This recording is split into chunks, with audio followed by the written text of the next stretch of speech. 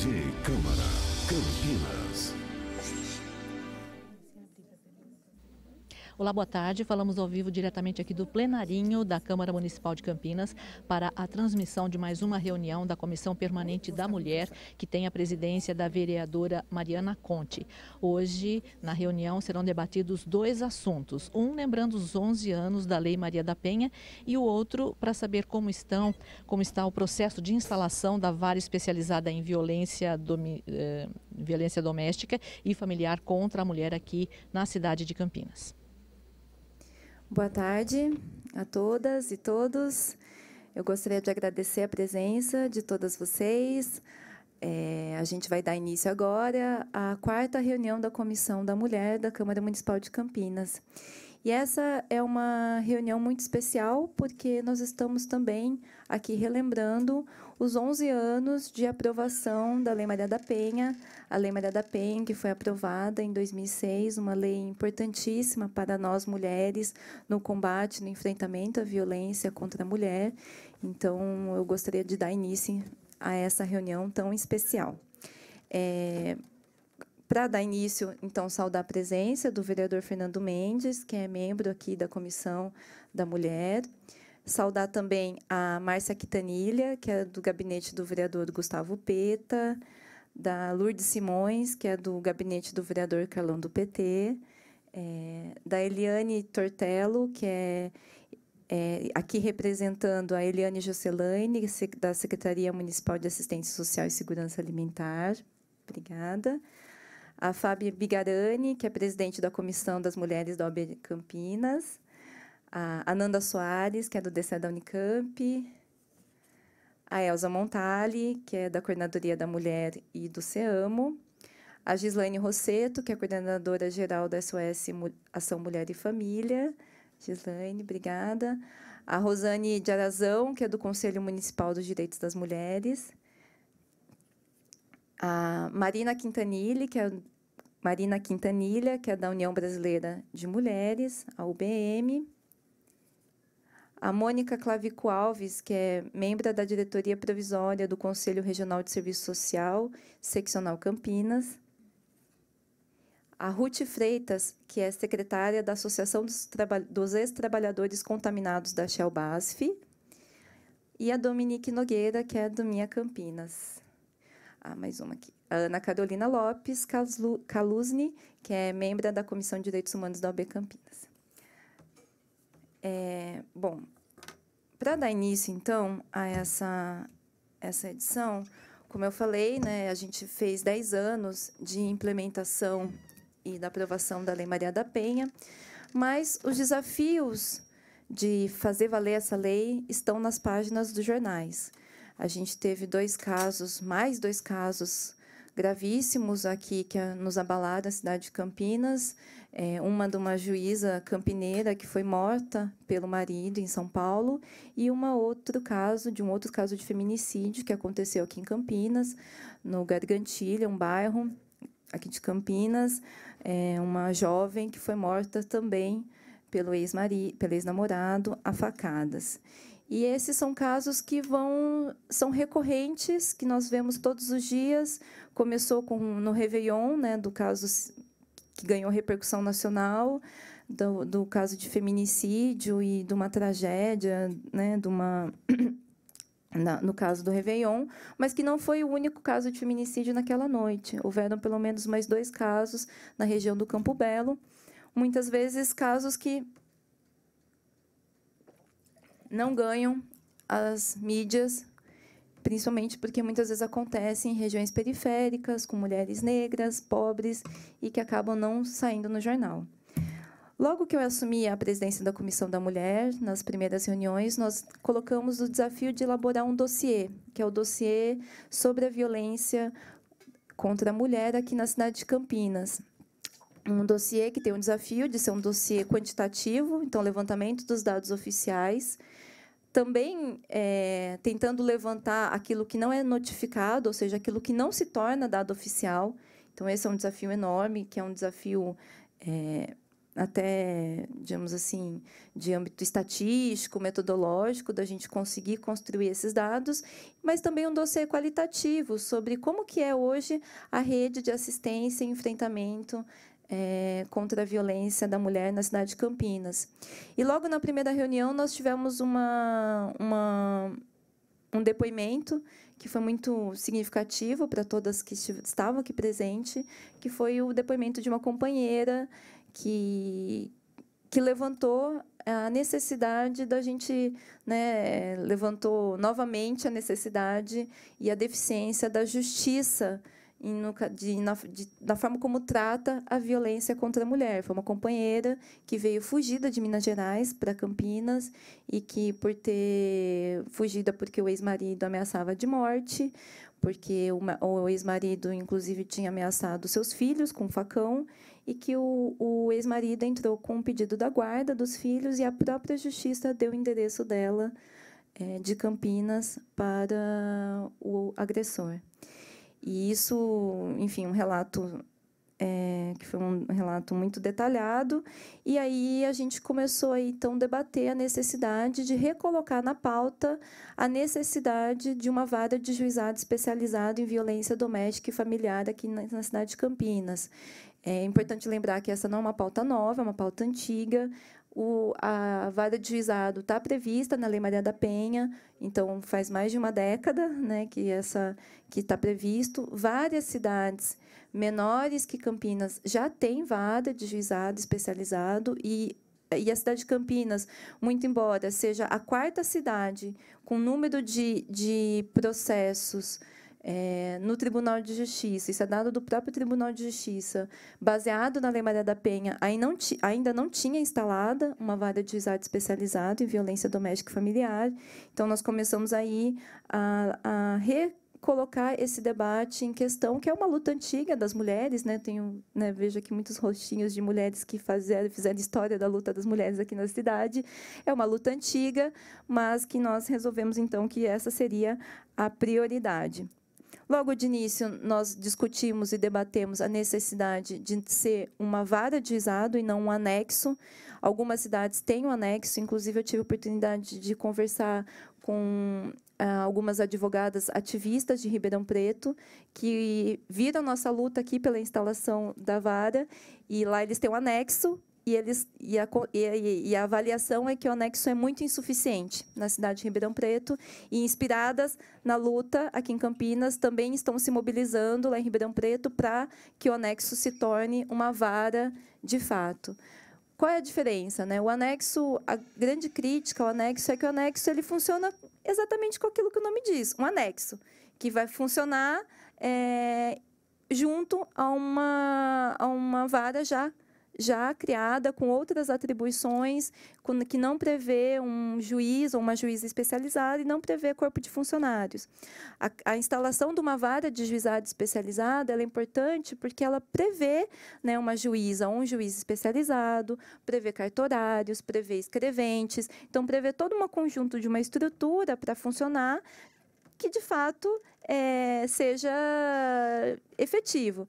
Lembro que, quando nós conversamos com o Dr. Torres sobre isso, e o Dr. Torres fez uma crítica, né, que ele até comentou, não dá para um anexo, porque, no anexo, nas horas vagas, o juiz ou a juíza vai tratar da violência contra a mulher. Então, é muito insuficiente. E aí, esse final de semana, eu tive a oportunidade de conversar, inclusive, com a experiência lá em Ribeirão Preto, e elas estão se mobilizando também para reivindicar a instalação de uma vara de juizado especializado em violência doméstica e familiar. E temos experiências muito interessantes e que resultaram em dados práticos, né? Que se resultou na queda da violência, em salvar a vida das mulheres, que é, por exemplo, a experiência do Espírito Santo, né? Até conversei ontem com a doutora Hermínia Azuri, que é coordenadora da área da violência, do enfrentamento à violência contra a mulher, até agradeço o vereador Fernando Mendes pela indicação do contato da doutora Hermínia, lá do Espírito Santo. E elas têm uma experiência muito interessante. O Espírito Santo já figurou aí como o estado com maiores índices de violência contra a mulher, e esses índices vêm caindo por conta de uma rede, da necessidade da construção e consolidação de uma rede de enfrentamento à violência lá no Espírito Santo. Espírito Santo, Vitória e região tem 5 varas, né? Então, ela me relatou essa experiência. Nós avançamos bastante no diálogo com o Tribunal de Justiça sobre a instalação da vara de juizado especializado, né, da vara, não do anexo. E avançamos bastante num diálogo, principalmente com o doutor Cláudio Pedrassi e com a doutora Lígia Bisogni. Até elas estiveram aqui numa reunião da Comissão da Mulher, apontaram no interesse do Tribunal de Justiça de instalação da vara de juizado. Até naquele momento, houve uma polêmica sobre a questão da equipe multidisciplinar, que nós conversamos, né, com o CRES, e eu acredito que nós avançamos e superamos essa questão, no sentido de que a instalação não está condicionada à sessão de funcionários, né? Acredito até que o CRES fez um debate sobre a sessão de funcionários como uma forma de precarização, que eu acho que é uma reivindicação legítima. Então, não está condicionada à sessão de funcionários. O que ficou acordado, nós fizemos uma reunião no dia 7 de julho, aqui na Câmara Municipal, a Elza estava presente também, né, em que estava presente o doutor Cláudio Pedrassi, representando o Tribunal de Justiça, a secretária Eliane Josselani e a então secretária Jane Valente, que nós discutimos, de uma vez instalada a vara, se criaria um protocolo de funcionamento dessa vara. Por que é importante esse protocolo? Porque a vara de juizado especializada em violência doméstica e familiar, pelas experiências que existem, ela só funciona se for integrada com a rede de assistência e combate à violência contra a mulher. A vara, eu acredito, e eu estou convencida, que ela dá um salto de qualidade na proteção às mulheres, pela celeridade da emissão de medidas protetivas, para evitar bizarrices, como aconteceu no caso da nossa companheira que nós recebemos aqui. Eu acredito que dá um salto de qualidade nos serviços, na rede como um todo, né? E coloca desafios grandes aí para a rede de serviços, para a rede própria aqui no município. Então, a partir da instalação, se estabeleceria um protocolo e nós formaríamos um GT para pensar esse fluxo, né, como funcionaria esse fluxo. Até na reunião ficou acordado que a prefeitura encaminharia um ofício em nome do prefeito Jonas Donizete para o Tribunal de Justiça, encaminharia para nós encaminharíamos para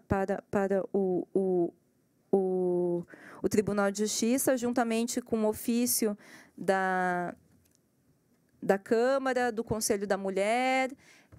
Então, seriam vários documentos colocando a importância da instalação da vara. A vara foi criada, mas ainda não foi instalada, né? Então, existe um decreto de criação da vara, mas ela ainda não foi instalada.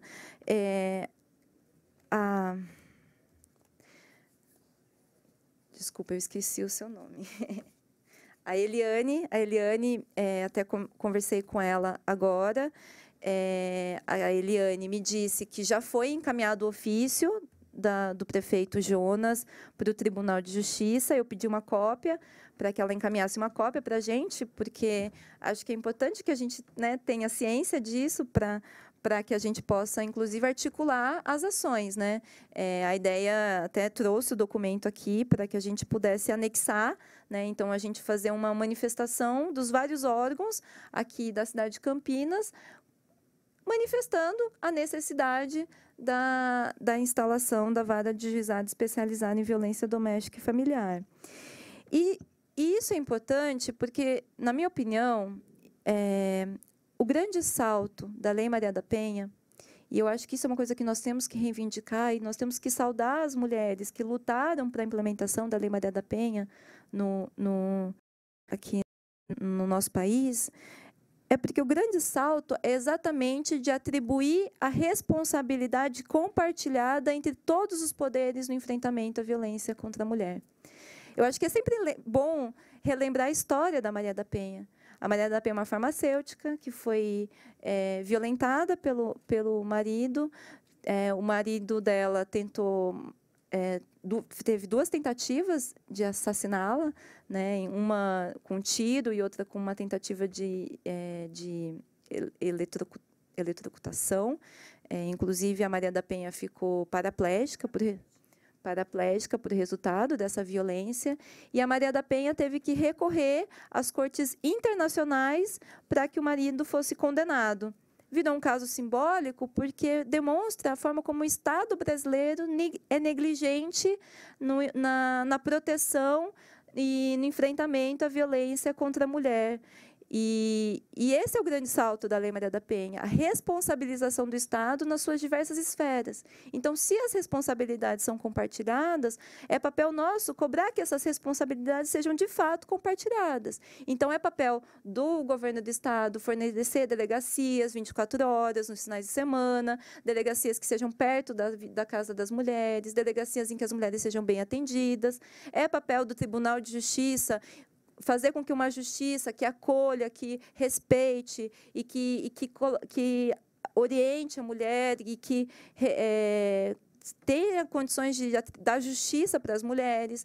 É papel do município conseguir criar uma rede de assistência que possa atender as mulheres, fazer o acolhimento. Então, tudo isso são responsabilidades compartilhadas, né?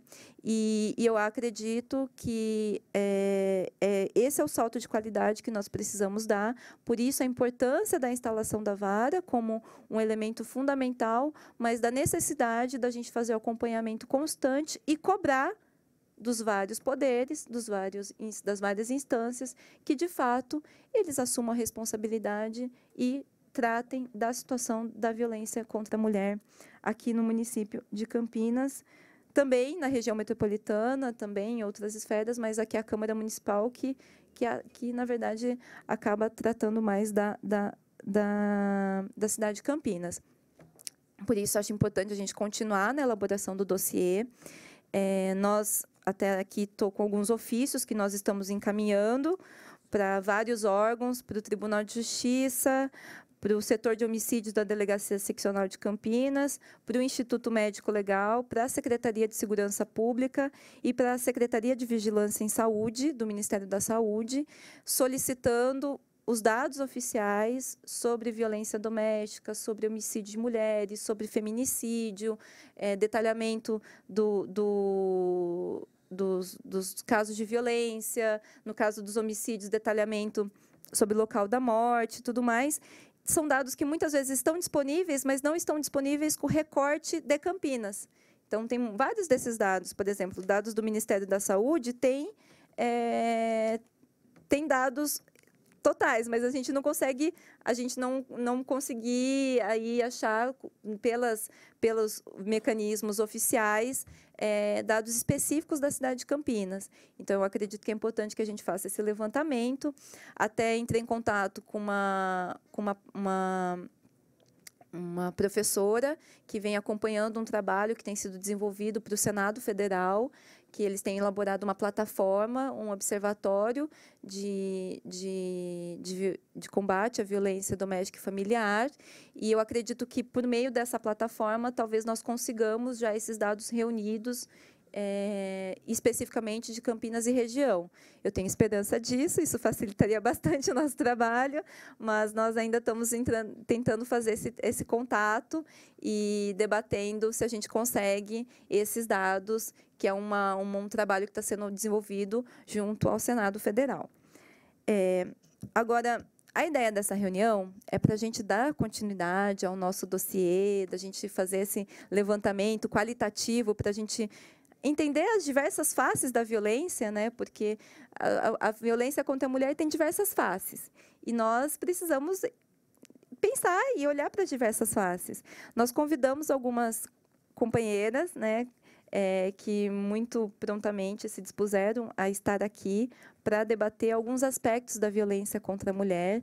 Então, eu gostaria de convidar para compor a mesa a Ana Beatriz Lourenço, que é professora da rede municipal e que vai discutir a questão da violência na educação. A educação como meio de enfrentamento à violência contra a mulher. Obrigada, Ana. Eu gostaria de convidar também a Nicole Guimarães Cordone, que é terapeuta ocupacional e apoiadora do Movimento da População de Rua de Campinas. Obrigada. A Adriana Alves Lopes, que é uma mulher em situação de rua aqui do município.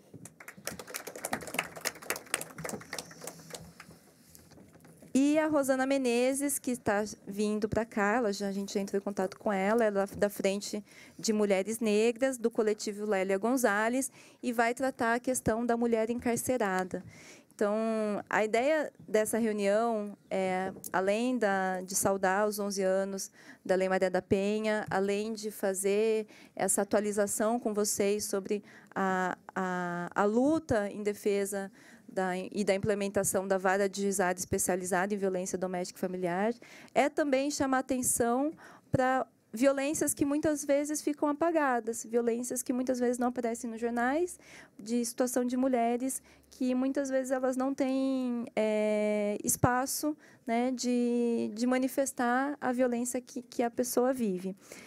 Eu vou abrir para a fala das companheiras e depois eu vou abrir para o público também, para manifestações, para debate do público. E sempre lembrando que, embora nós tenhamos a criação da vara, a vara ainda não foi instalada. Então, a luta, a pressão para que, de fato, a vara seja instalada, para que, de fato, nós tenhamos aí esse protocolo, continua valendo, continua sempre, nós temos que acompanhar esse processo, tá bom?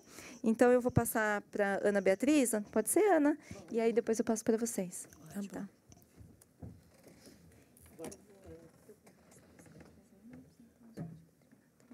Boa tarde. Boa tarde. Agradeço o convite, muito obrigada.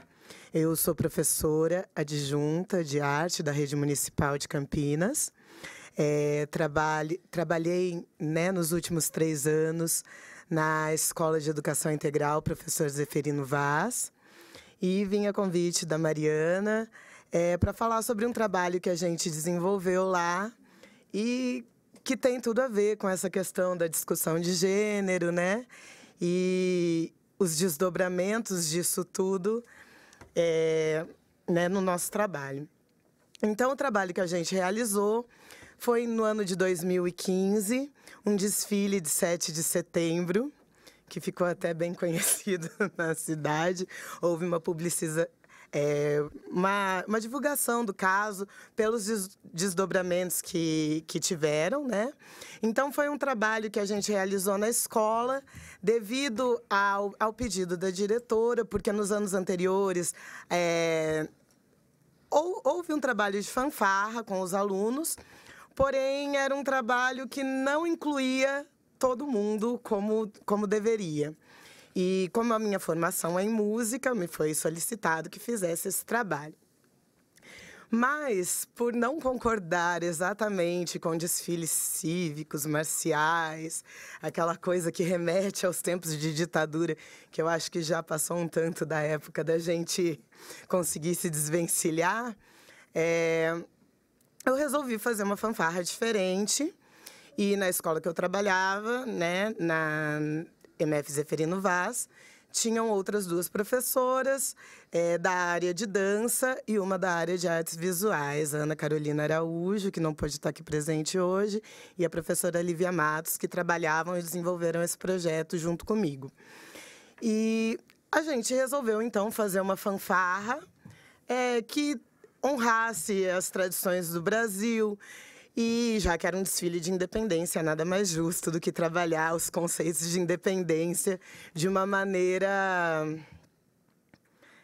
como eu posso dizer, de uma maneira não militar, não aquela coisa, independência do Brasil, gritamos independência ou morte e acabou.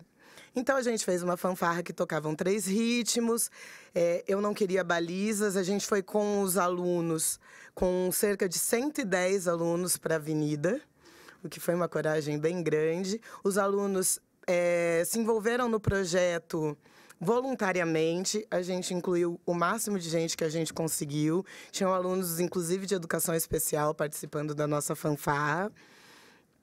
E, bem na época, estava surgindo a dita emenda da opressão, né, que visava proibir, estava em pauta aqui na Câmara a discussão, né, da proibição do debate de gênero nas escolas. E a gente, por justiça, achou que não podia deixar isso passar em branco, porque é um tema muito, muito importante a ser debatido com os nossos alunos. E tudo isso que a Mariana acabou de falar, todas essas questões da violência contra a mulher, são essência do debate de gênero, e isso é importante a gente falar com frequência com os alunos, para que esses problemas, para que essas comissões futuramente não sejam necessárias, né? E, então, a gente construiu esse processo com os alunos. Além da parte musical, a gente construiu com os alunos uma forma de manifestação, digamos, artística. Então, ao invés de termos balizas padronizadas, dança, a professora de dança que trabalha junto comigo, Ana Carolina, desenvolveu com os alunos uma coreografia para um dos ritmos que a gente trabalhou, que levantava essa questão. Os meninos estavam de azul, as meninas vestidas de rosa, com cartazes de dizeres: meninas só brincam de boneca, meninos só jogam bola. Né? Uma ironia. E os alunos estavam... A coreografia era como se os alunos estivessem de marionetes, né? Eles vinham todos coreografados e tudo mais. E à frente do nosso desfile, 2 professores carregavam faixas com os dizeres do hino da independência. Um dos dizeres era "Já raiou a liberdade", e o outro lado da faixa dizia "Os grilhões que nos forjavam". O desdobramento desse desfile foi o não agrado da primeira-dama e do prefeito, e um processo administrativo para 2 dos nossos professores participantes, certo? E dentro dessa conversa, assim, surgiu que as crianças tinham sido manipuladas, iludidas, que a gente levou eles para a avenida, mas não contou exatamente o que eles iam fazer, coisa que, de fato, não aconteceu, porque esse processo foi desenvolvido, foi trabalhado com eles, foi um processo construído junto com eles. Os alunos também tinham camisetas que foram produzidas por eles durante as aulas de arte, junto com a professora de artes visuais, que eu comentei, a Lívia, com dizeres não à violência contra a mulher, não à homofobia, respeito, paz, que são todos itens que a gente achou pertinente aparecerem num desfile de independência, porque a independência é isso. Isso foi feito com alunos de 6º, 7º até 9º ano, né? E aí o desdobramento foi esse, né, do processo.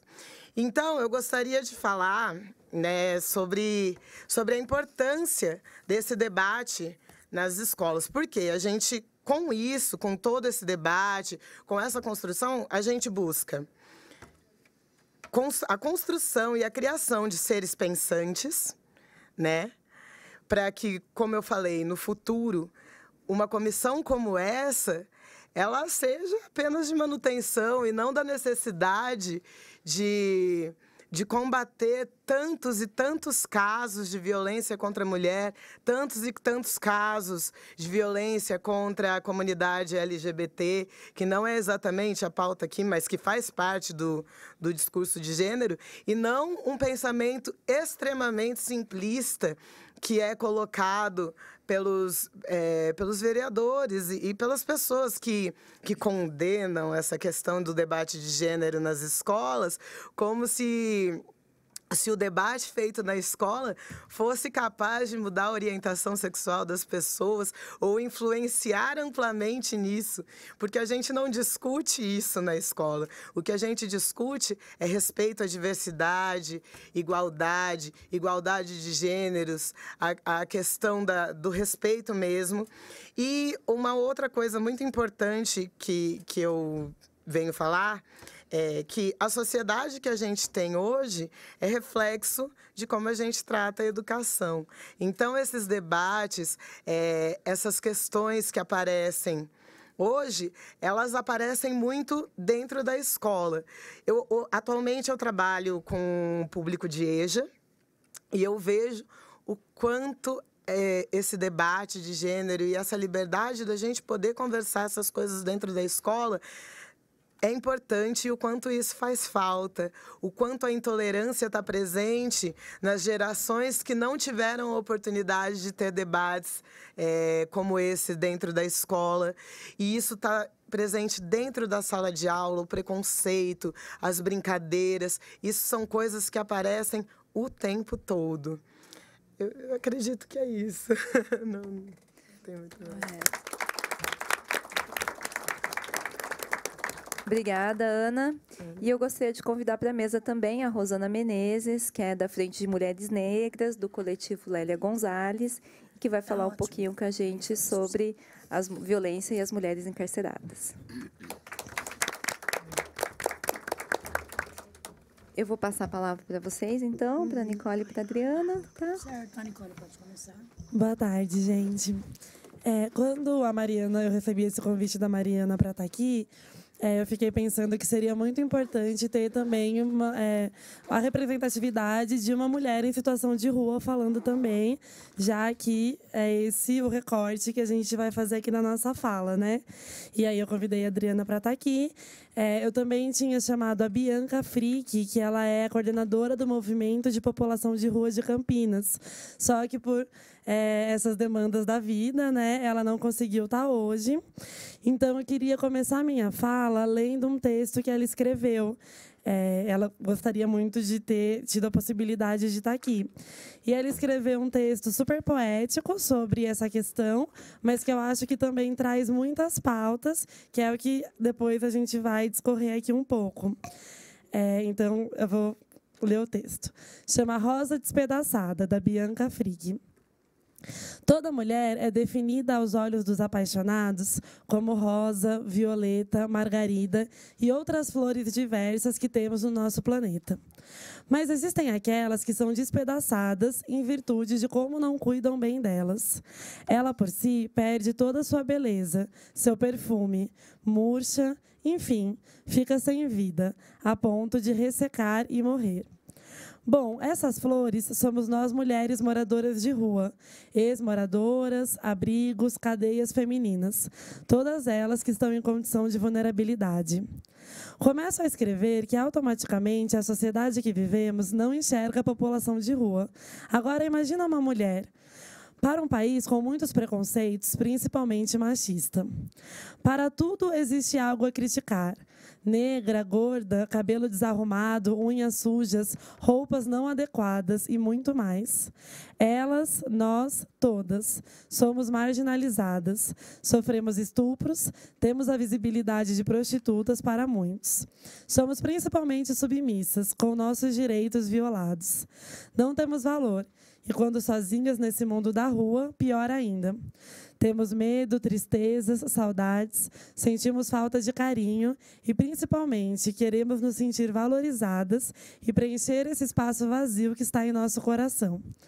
Muitas vezes arrumamos um companheiro porque quando esse homem lindo, carinhoso e cheio de boas intenções vem, a gente acredita que encontramos nosso príncipe encantado. Nossa, somos as mulheres mais felizes do mundo, pois achamos um companheiro bom, cheio de alegria, sempre disposto a ajudar. A vida fica até mais fácil enfrentar, pois achamos alguém para nos completar e cuidar. Toda mulher quer se sentir segura, não é? Não existe diferença de sentimentos para quem tem casa e quem não tem. Somos mulheres e isto está mais do que posto. Mas é nesse conto cheio de cores que mora o perigo, porque muitas vezes caímos no conto do vigário. A maioria se transforma em um verdadeiro monstro, covarde, opressor, acomodado e até mesmo estupradores. Eles batem, humilham, desvalorizam e se acham na propriedade. Muitos são psicopatas, ameaçam com facas, paus, chutes, socos, mas tem aqueles que fazem. Então levantamos, batemos a poeira, como se nada tivesse acontecido, e fazemos cara de paisagem. Isso dói demais. Nos sentimos um lixo, envergonhada. Não conseguimos, às vezes, sair dessa relação. Por quê? Porque amamos? Porque temos medo? Porque achamos que não iremos encontrar alguém? Ou porque acreditamos que a justiça não funciona? Existem sim aquelas mulheres que denunciam, mas não foram vistas como prioridade. Seu problema no imediato não foi resolvido, pois a maioria das medidas protetivas não foram respeitadas. E na maioria das vezes que seu companheiro sabe, ele volta, para ela nunca mais falar. Ou ficam 3 meses preso e saem na rua. E aí, não precisa contar. Infelizmente, a justiça é muito falha. Muitas dessas delegacias não têm perfil para fazer devido atendimento com nós mulheres. E daí pergunto para todas vocês, acreditar? Não temos para onde correr. E viver com medo é a pior sensação que um ser humano pode ter. Então, como no início do texto eu disse, a flor fica toda despedaçada, nossos corações. Então, esse foi o texto que a Bianca fez. E eu acho que esse texto ele traz muitas das pautas das mulheres em situação de rua. Acho que esse recorte da mulher em situação de rua traz muito forte esse tema da violência e também muitos outros temas. E aí eu vou tentar falar rapidinho alguns dados e algumas das principais questões que a gente identificou. E a Adriana também vai falar de algumas coisas da vivência dela e que ela percebe. Aproximadamente 82% das pessoas que estão na rua são homens, né? Então, o número de mulheres em situação de rua é muito menor. Mas, apesar de ser um número menor, a vida dessas mulheres é marcada por situações de risco e diversas violências. Então, já existe a vulnerabilidade de ser mulher, de tudo que isso representa na nossa sociedade, e ainda tem essa questão da vulnerabilidade por estar em situação de rua, que é uma população que muitas vezes está destituída dos seus direitos básicos, né? E, às vezes, até a própria força para reivindicar fica muito abalada por conta de todas essas vulnerabilidades. Então, a rua é quase sempre um ambiente bem violador para as mulheres, tanto nas relações, nas inter-relações, quanto nas relações com as instituições. É permeada por situações de prostituição, violência com os próprios corpos e, às vezes, até pela dificuldade de acesso ao mercado de trabalho formal, muitas mulheres buscam na sexualidade a forma de garantir o sustento das famílias, dos filhos e da própria vida, né? Existe, historicamente, socialmente, relação desigual no trabalho, nas relações de trabalho, e isso também acaba se repetindo no espaço público da rua. Quando a gente fala das mulheres transexuais, essa problemática se intensifica ainda mais, porque, além de ter o estigma por ser mulher, tem esse estigma em relação à questão de gênero. E são mulheres que também se expõem a muitos riscos, muitas vezes como profissionais do sexo. Então, também tem toda uma questão que é importante a gente ter um olhar. Toda essa situação ela é produzida por um sistema capitalista, machista, patriarcal, né, de opressão, invisibilidade, violência física e simbólica. E aí essa questão do gênero, classe, raça, idade, orientação sexual, também acaba sendo reforçado, né? Então, o que eu coloquei aqui, né, que esse papel feminino das mulheres nas ruas muitas vezes não se diferencia desse papel que elas assumem na realidade. E aí eu trouxe algumas das questões levantadas das pautas da mulher em situação de rua. Então, principais questões levantadas, tanto com a Bianca, com a Adriana, com outras mulheres e na literatura, assim, que eu fui pesquisando. Medo de ficar sozinha, assédio, humilhação nos serviços que procura, quando vai pedir apoio. Então, quando essas mulheres criam coragem, elas acabam sendo muito desencorajadas e até humilhadas nos serviços que elas procuram. Questão de possessividade do companheiro, que acham que tem propriedade sobre a mulher. Agressão psicológica, exposição a doenças infecto-contagiosas e gravidez. Então, doenças sexualmente transmissíveis. Muitas vezes com uma pressão, né, do parceiro para não usar camisinha. E é ele quem define como fazer o sexo. Ou também, às vezes, por estar sob efeito de álcool ou outras substâncias, acaba esquecendo do preservativo. A questão do uso de substâncias psicoativas também é uma questão para muitas mulheres em situação de rua. E aí, nessa questão da vulnerabilidade em relação às doenças, aí vem o compartilhamento do cachimbo de crack, às vezes a falta de higiene, desnutrição, o ambiente insalubre. Então, tudo isso acaba afetando bastante a saúde da mulher que está em situação de rua. Então, o histórico de mulheres mutiladas é por companheiros ou pela polícia, pela guarda municipal, né? Acho que tem essa questão da violência física dos parceiros, mas também tem a violência do Estado, que é muito presente, né, para quem está em situação de rua. Muitas vezes, essas mulheres acabam se conformando, naturalizando, tem esse sentimento de culpa muito enraizado, né, de que a mulher é a culpada, e muitas vezes isso a gente vê que as pessoas acabam naturalizando e se culpando pelas violências sofridas. A justiça é omissa, então é arriscado denunciar. Muitas vezes ela procura ajuda e não tem o respaldo, e isso coloca ela numa situação de mais risco ainda, né, de uma mulher que está em situação de rua e que também, às vezes, não tem uma rede de apoio que vai dar esse suporte. Aí eu acho que tem a questão da prostituição, da exploração sexual e de todo o estigma que isso também gera. O estigma da prostituição, da mendicância, dos descuidos com a maternagem. Muitas mulheres que estão nessa situação deixaram seus filhos. E aí também tem a questão da culpa e da cobrança que a mulher tem nesse sentido, né, socialmente, que é uma cobrança muito diferente da que o homem tem. Banalização da violência sofrida no espaço da rua, agressões físicas, sexuais.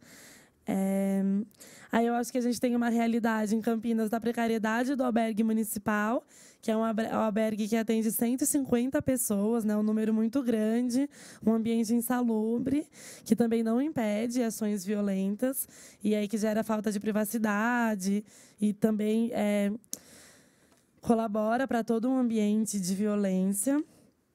Dificuldade de acesso aos serviços de saúde, sofrimento psíquico, transtornos mentais.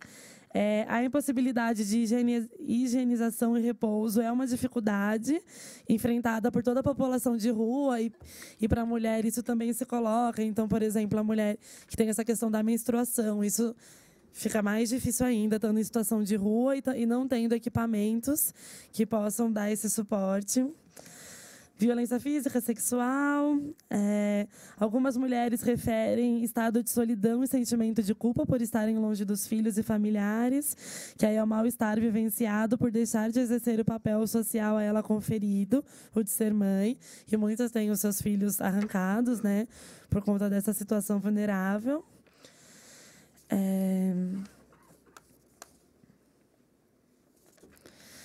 Violência de cunho higienista praticada por policiais, indivíduos contratados por comerciantes ou moradores. Perda da guarda dos filhos, que eu já falei um pouco, e são submetidas sexualmente, muitas vezes. Às vezes para garantir a própria segurança, às vezes pela questão do uso, e aí então também acontece uma coisa que vai ser um ciclo que se retroalimenta, né? Mas a pessoa, para conseguir se prostituir, faz uso da substância psicoativa, e aí para conseguir a substância psicoativa também se prostitui. Então isso às vezes gera um ciclo vicioso, e que é necessário um suporte, né, um apoio para olhar para isso. Então, são inexistentes políticas públicas voltadas para as mulheres em situação de rua, porque mesmo as políticas que são para a população em situação de rua, muitas vezes não inclui essas pautas específicas. Então, tem essa questão dos cuidados pessoais dessas mulheres e de como os serviços têm um papel importante em viabilizar esses cuidados e das políticas sociais direcionadas para elas. A gente também sente a falta de infraestrutura na rua para atender as necessidades básicas. Então, eu acho que a gente tem muito que avançar ainda em relação a pensar políticas para essa população. E aí eu acho que a implementação dessa vara de juizado especializado em violência doméstica e familiar também é muito importante, porque vai qualificar o atendimento à mulher e aí, fazendo recorte da mulher em situação de rua também pode possibilitar muitos avanços. Vou passar para a Adri agora. Vamos lá. Boa tarde a todos. Eu sou Adriana, em situação de rua. Queria falar que tem uma diferença entre moradora de rua e situação de rua. Tem uma grande diferença, eu estou em situação de rua. Eu queria agradecer a Mariana Coutinho pela oportunidade. Eu tenho um companheiro, agora, tenho 12 anos de rua.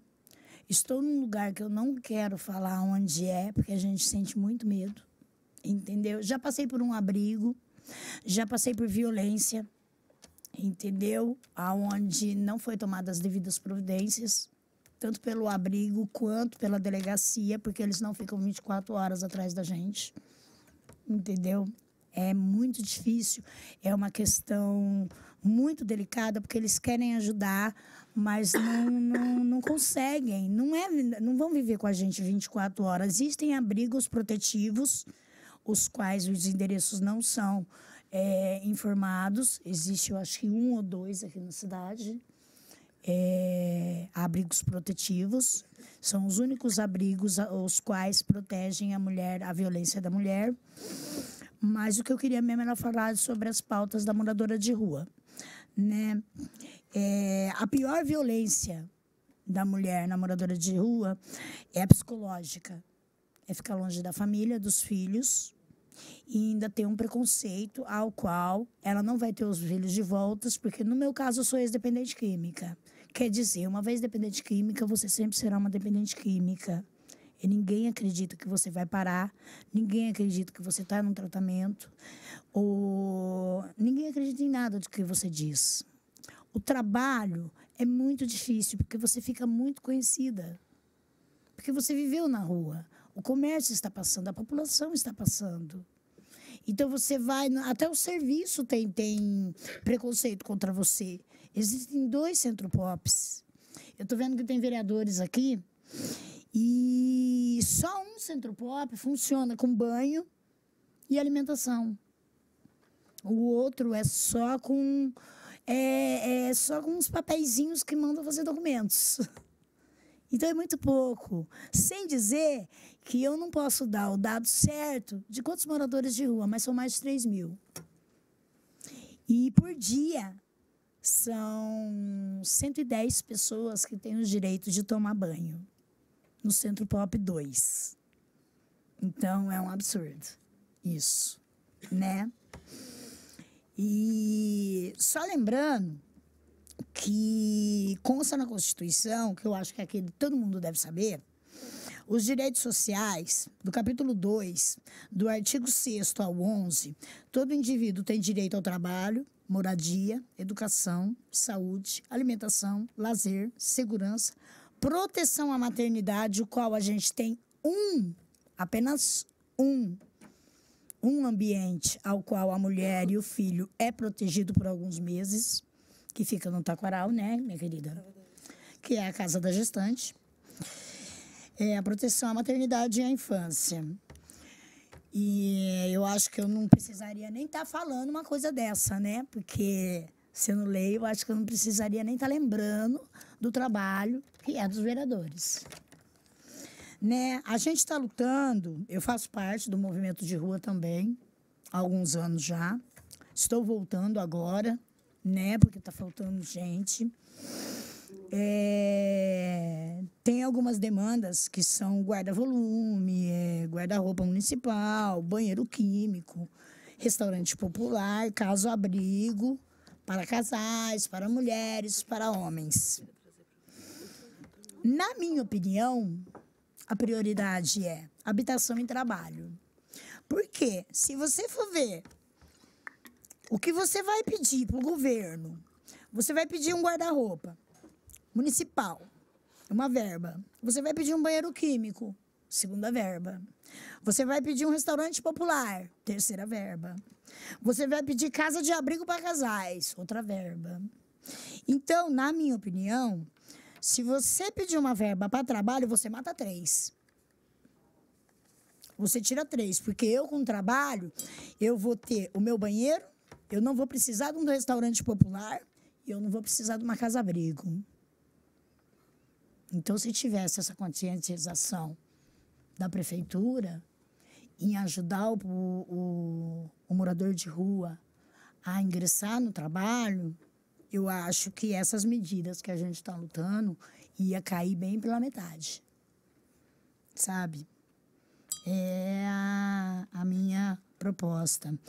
A próxima reunião do movimento de rua será no dia 29 agora, terça-feira que vem, né? Terça-feira, 29/8, às 19 horas, na Estação Cultura. Todos estão convidados, é livre, entendeu?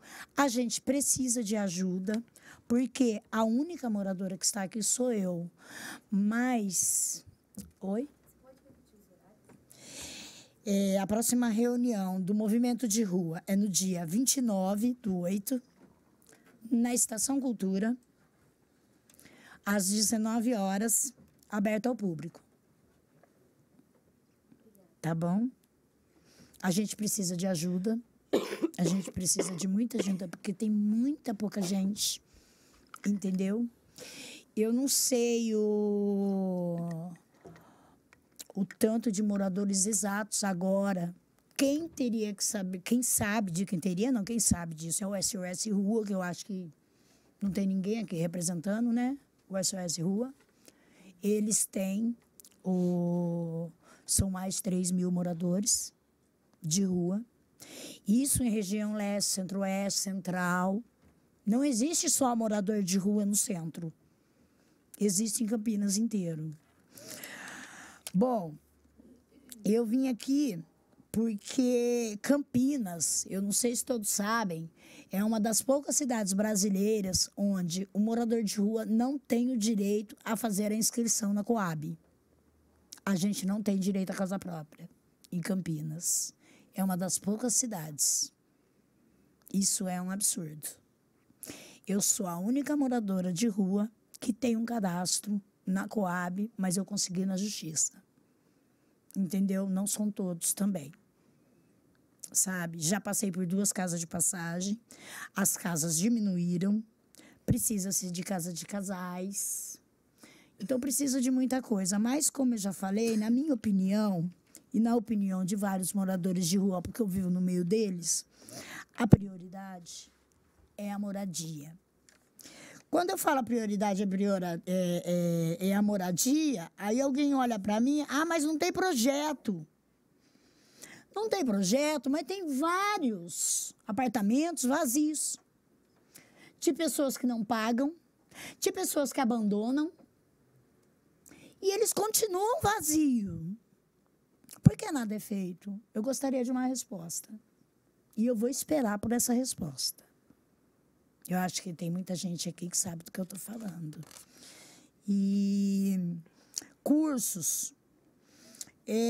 Quando se fala em curso para morador de rua, a única coisa, o único projeto que existe para morador de rua é o de jardinagem. Eu tentei entrar na Ceprocamp durante 3 anos, morando na rua. E eu não fui chamada. Uma ONG me patrocinou para mim poder fazer o curso particular de cuidadora de idoso. Porque eu não consegui pela Ceprocamp. O morador de rua briga de igual com a população campineira para entrar nos cursos. Só que não é de igual. Por quê? Porque a gente não tem endereço. O endereço do Centro Pop não é aceito, entendeu? Para poder ser aceito na Transurc, ou teve que ter uma reunião para a gente voltar a ter os direitos de ter o transporte. Teve que ter uma reunião, porque a Transurc cortou o transporte dos moradores de rua fazerem o tratamento nos CAPs. Então, isso teve que... E foram vários meses sem moradores de rua terem como se tratarem. Tanto da droga, quanto do álcool, como do psicológico também. Porque não existe só drogado nem alcoólico na rua. Existem pessoas com problemas psicológicos. Então, quando se fala em morador de rua, vocês não estão falando de drogados ou de alcoólatras. Existem várias situações, pais de famílias, que a gente não sabe qual é o problema de cada um. É isso que eu queria passar. E eu só agradeço a você, minha querida. E para quem quiser, o convite está feito na próxima reunião na Estação Cultura. Ok. Eu agradeço a atenção. Obrigada, Adriana. Obrigada, Nicole. Eu peço desculpa, eu vou ter que sair mais cedo, embora. Sim, com certeza. Sabe. Com certeza, Bom. mas a gente ficou muito agradecida de você ter vindo aqui. Obrigada. Rosana, por favor. Com certeza. Boa tarde. Eu acho que tá ligado. Eu que tô com a minha voz não muito boa. E, em primeiro lugar, eu queria agradecer. É sempre muito legal para mim conversar vendo uma série de rostos familiares, né?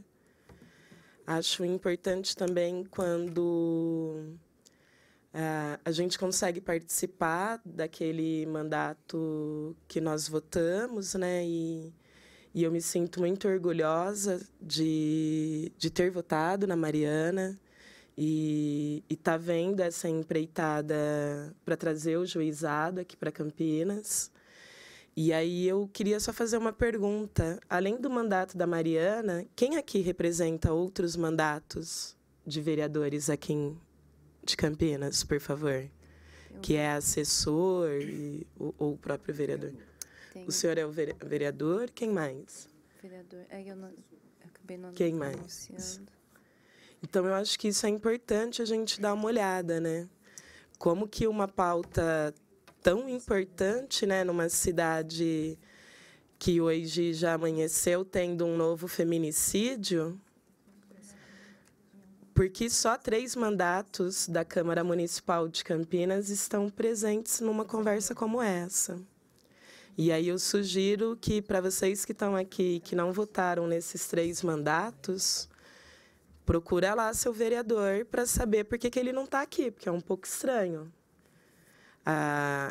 Você não estar numa pauta onde a cada 1 minuto e meio você tem uma mulher agredida no Brasil. Então, Absurdo.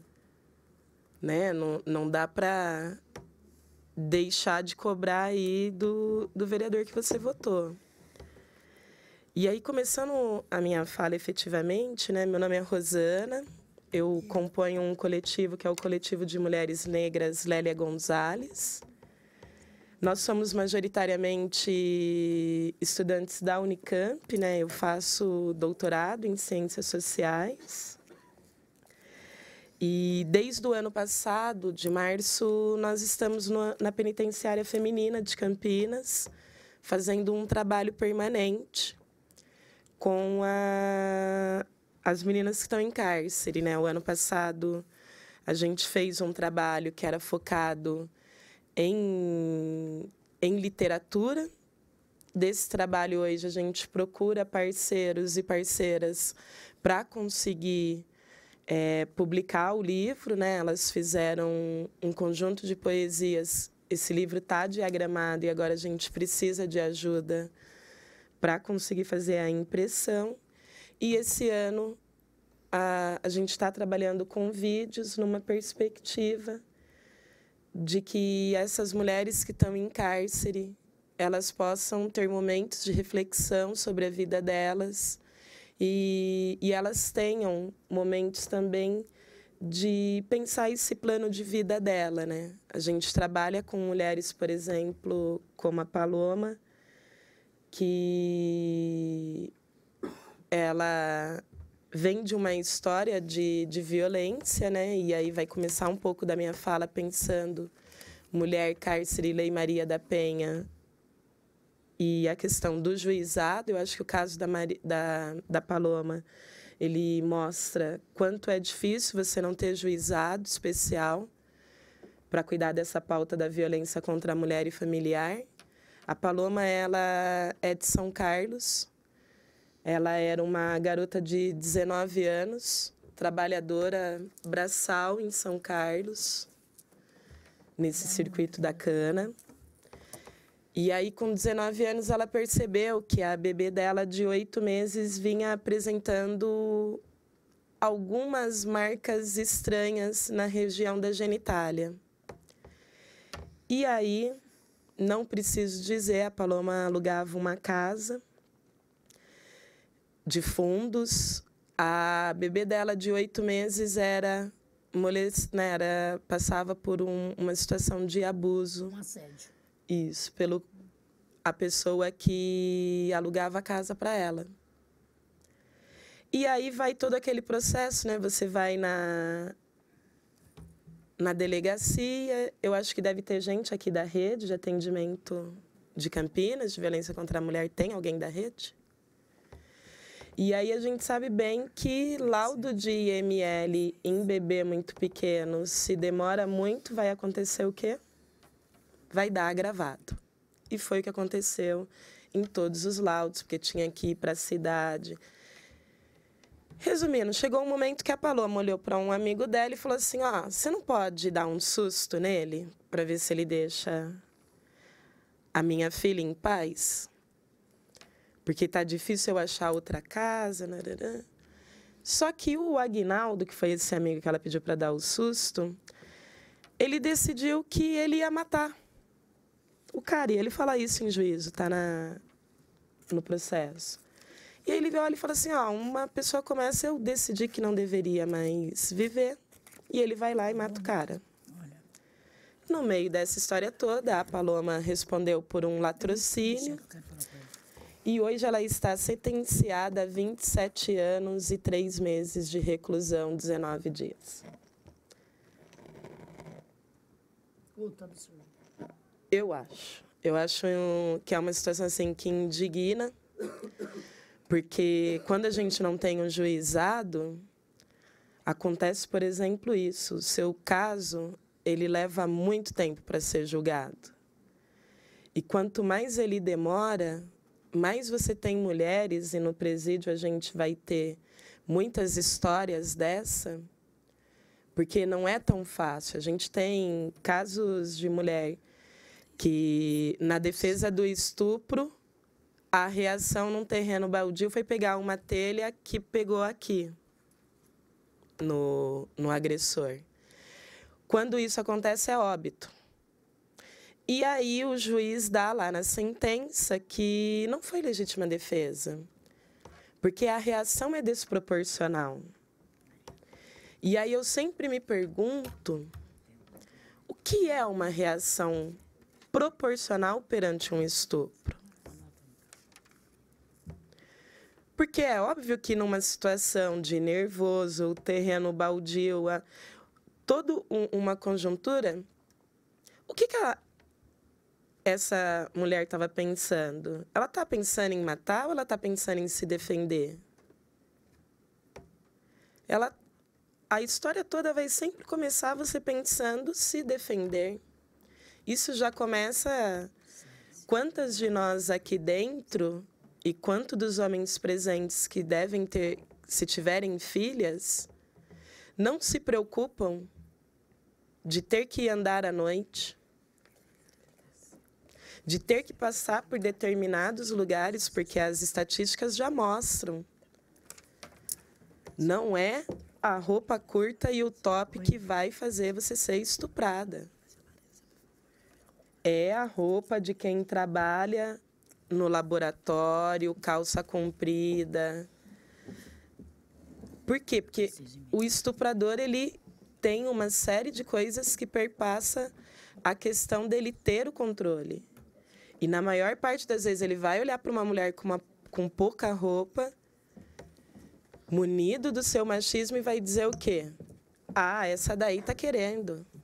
E aí eu não tenho uma violência como o estupro, né, para quem desencadeia. E aí, pensando um pouco mais, né, então, eu acho que esse está sendo o nosso contexto lá de trabalho no presídio.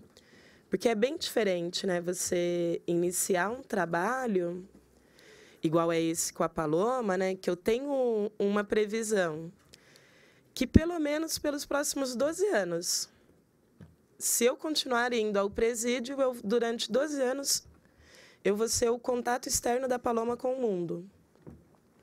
Alguém que entrou com 19 vai sair para perto dos 40 anos. E por algo que eu sempre penso como são esses outros casos, né? E aí é que eu não estou dizendo que a gente não tem responsabilidade, nós mulheres, como, por exemplo, eu pedi para dar um susto, o cara matou. Ok, mas por que não é na mesma proporção? Porque me parece, sim, e isso eu acho que reforça a necessidade do juizado. O nosso direito, ele tem algo, né, que eu vou chamar de seletividade. Lá no coletivo, no Lélia Gonzalez, a gente tem uma prática de feminismo que é a interseccionalidade. Então, a gente olha para as coisas pensando o seguinte: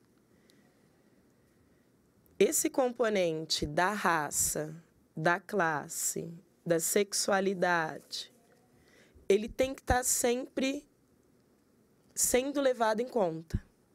Porque imagina, eu, uma mulher negra cis, matei o Guilherme, eu vou para a penitenciária feminina. Mas e se eu fosse uma mulher trans? Será que eu iria para a penitenciária feminina? Não.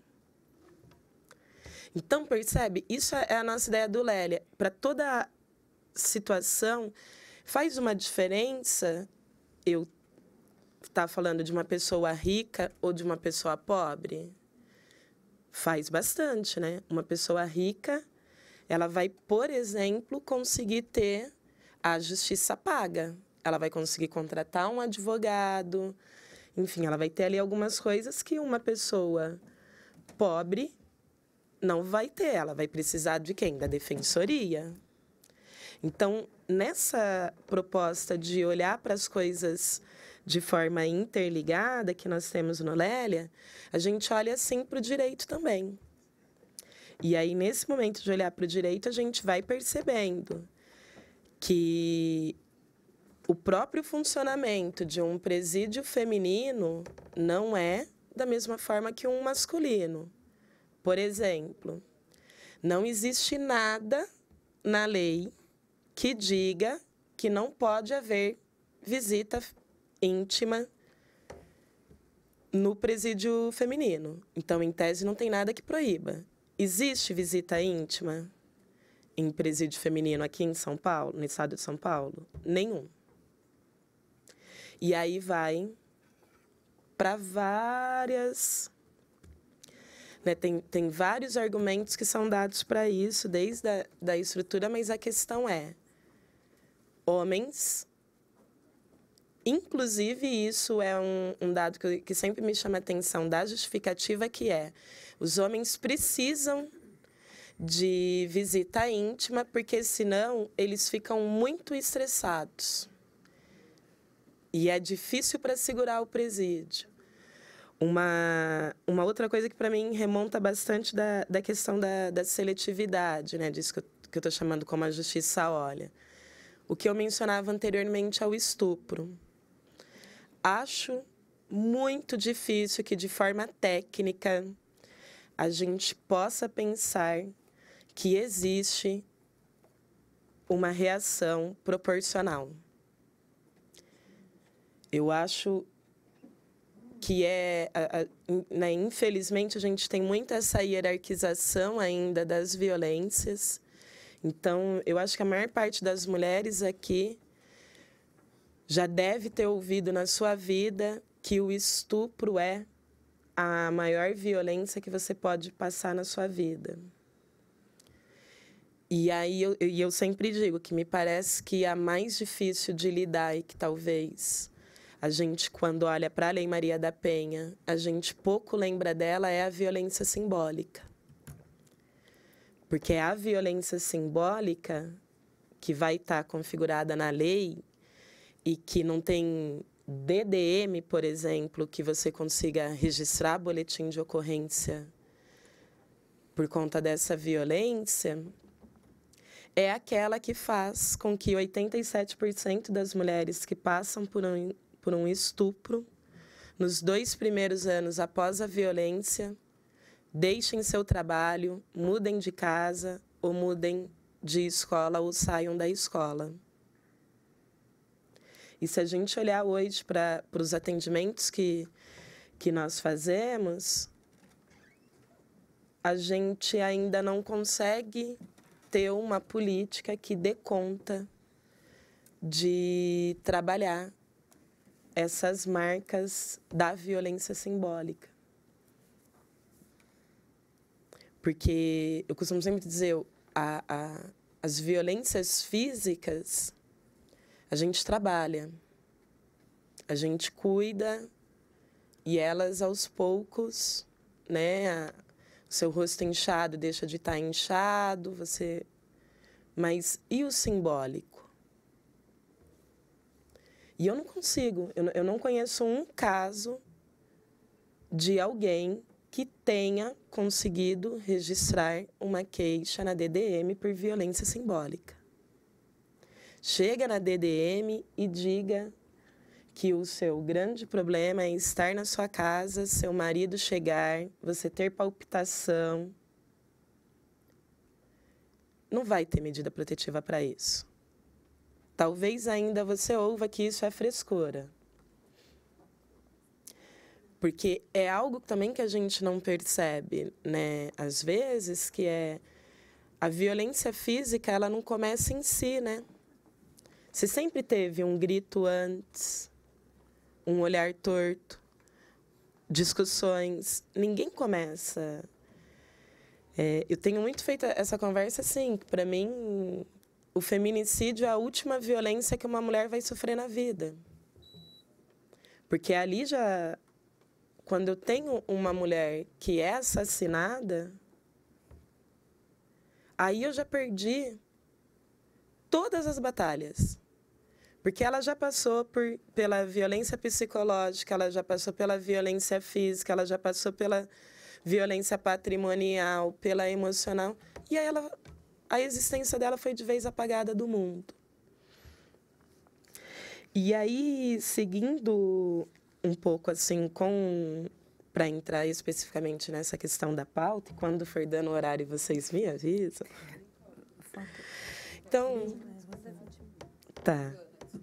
Falar.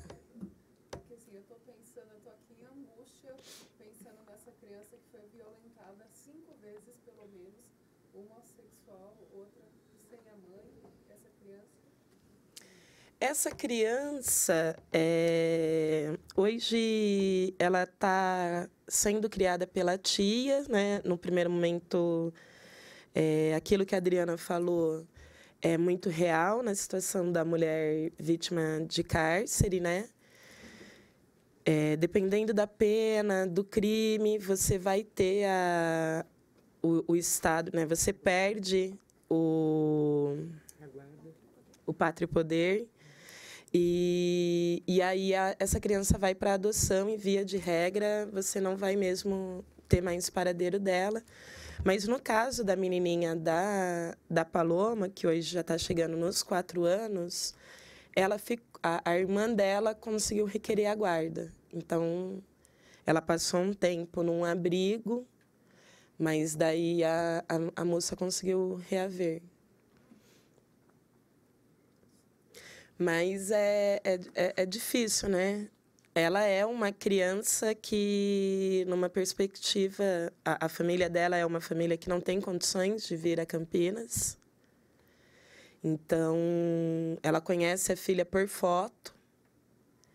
E aí, eu acho muito dolorido você olhar para alguém de 19 anos que vai ver a filha quase com 20.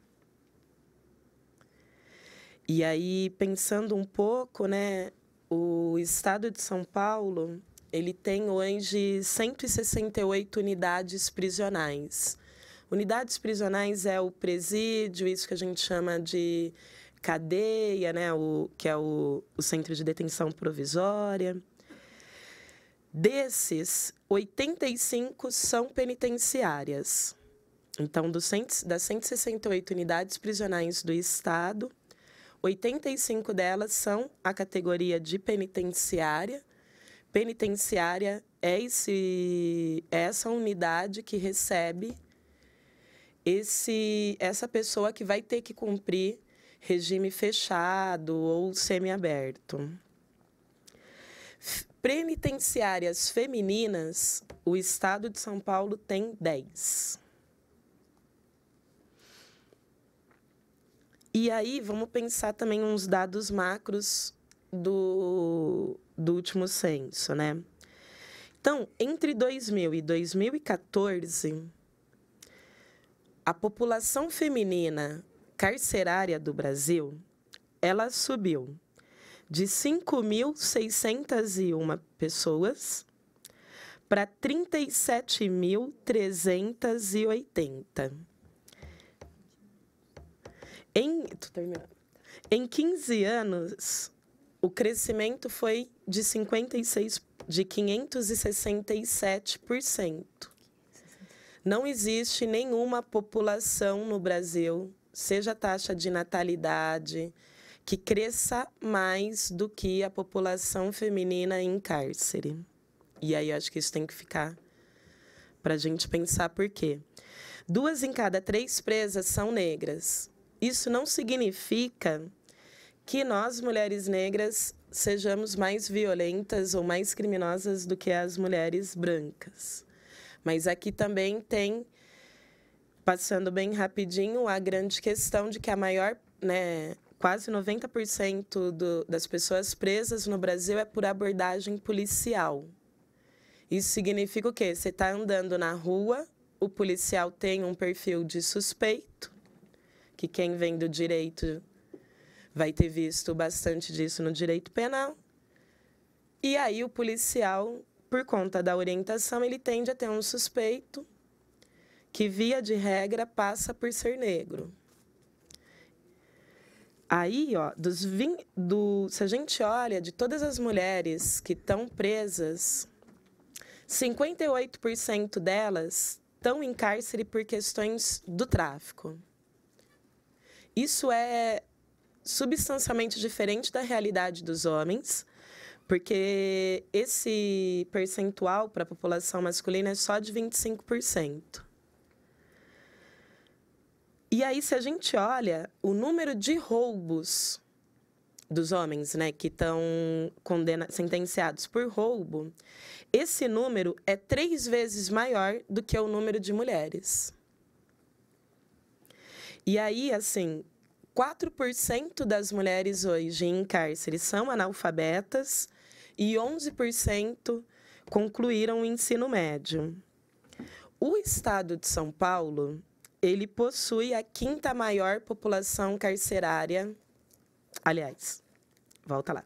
O Brasil possui a 5ª maior população carcerária feminina do mundo. E o Estado de São Paulo, sozinho, tem 39% dessa população em cárcere. O segundo lugar, que é o Rio de Janeiro, tem 11%, e Minas Gerais, que é o terceiro, tem 8%. Então, de longe, a gente vê que o Estado de São Paulo ele tem, de fato, uma política que a gente tem chamado, que é o encarceramento em massa.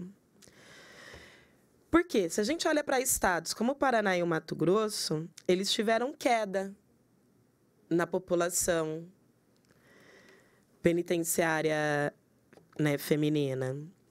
E Alagoas é o estado onde essa população mais cresce.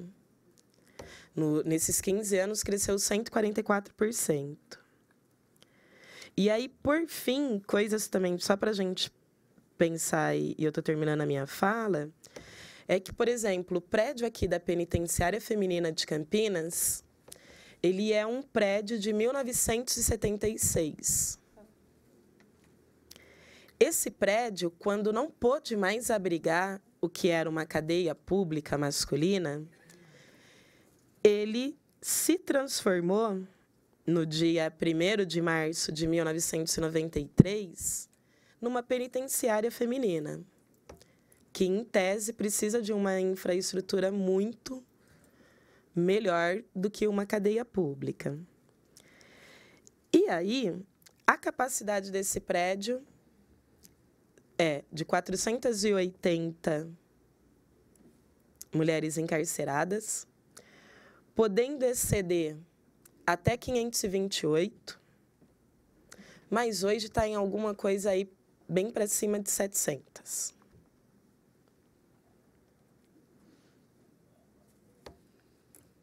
Então, eu acho que nesse momento era isso.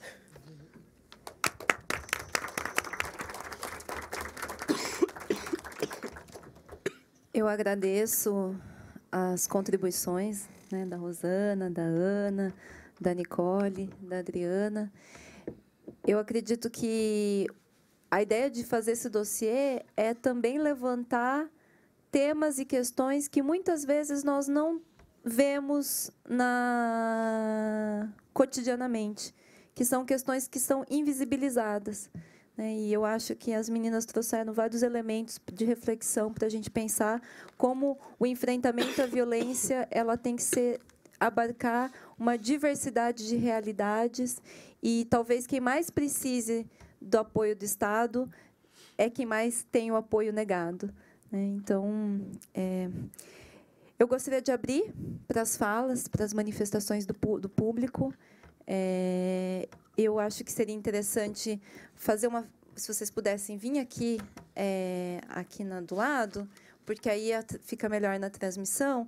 Se apresenta, fala seu nome e aí faz a consideração, tá? Eu vou avisar com 3 minutos, só para a gente não extrapolar muito tempo, para dar tempo de todo mundo falar.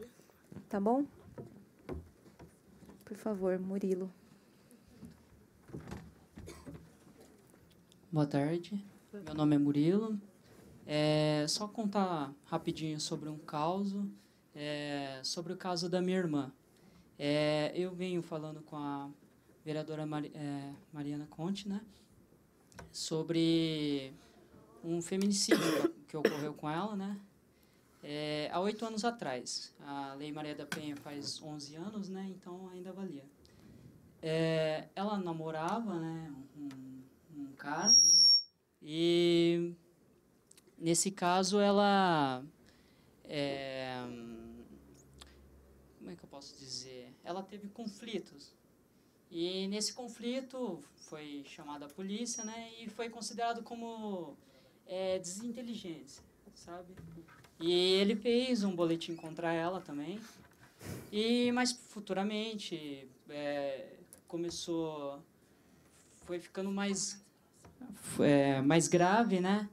Que ocorreu um momento que ele botou fogo na casa, né?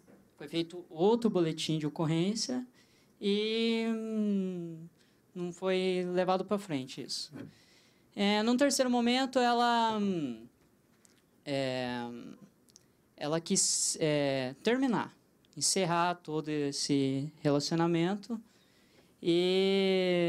só que ele não queria, não aceitava. não sei, ele entrou em contato com ela e, como essa casa que ele botou fogo, meu pai era fiador, falou para ela, vem aqui que eu vou pagar o dinheiro para poder ressarcir, para não ficar a cargo dele, né? E ele ficou sabendo que ela começou um novo relacionamento. Foi aí que ele pegou e matou ela, a facadas. E eu venho acompanhando, pesquisei tudo. É sempre a mesma... Quando você vê esse caso de homicídio de mulher, você percebe que é sempre a mesma coisa. Ou ciúmes, ela tenta abandonar, não tem como. A justiça não tem... É levado como um caso simples. E é isso. É um relato sobre algo que aconteceu comigo. Um relato de um homem falando sobre uma mulher que simplesmente queria ser independente, ter a sua vida sossegada. E não teve porque... Se tivesse o caso da vara, né, poderia ser tratado com mais seriedade. Com certeza. Uhum. Murilo, eu peço licença para dizer para o público aquilo que nós estamos tentando fazer em memória à sua irmã, a Angélica. O Murilo me fez uma solicitação de que eu tentasse nomear a UPA do Carlos Lourenço, que, infelizmente, também está para ser inaugurada há muito tempo, mas que ela é da região, a Angélica morava na região do Carlos Lourenço, e de nomear a UPA do Carlos Lourenço em homenagem a Angélica, a irmã do Murilo, e nós entramos com requerimento para que isso seja feito e vamos aguardar e pressionar para que, de fato, a gente consiga isso, né, Murilo? Tá bom? Obrigada. Gostaria também só de anunciar a presença do Marcelo Luz, representando aqui o gabinete do vereador Vinícius Gratti. Obrigada, Marcelo.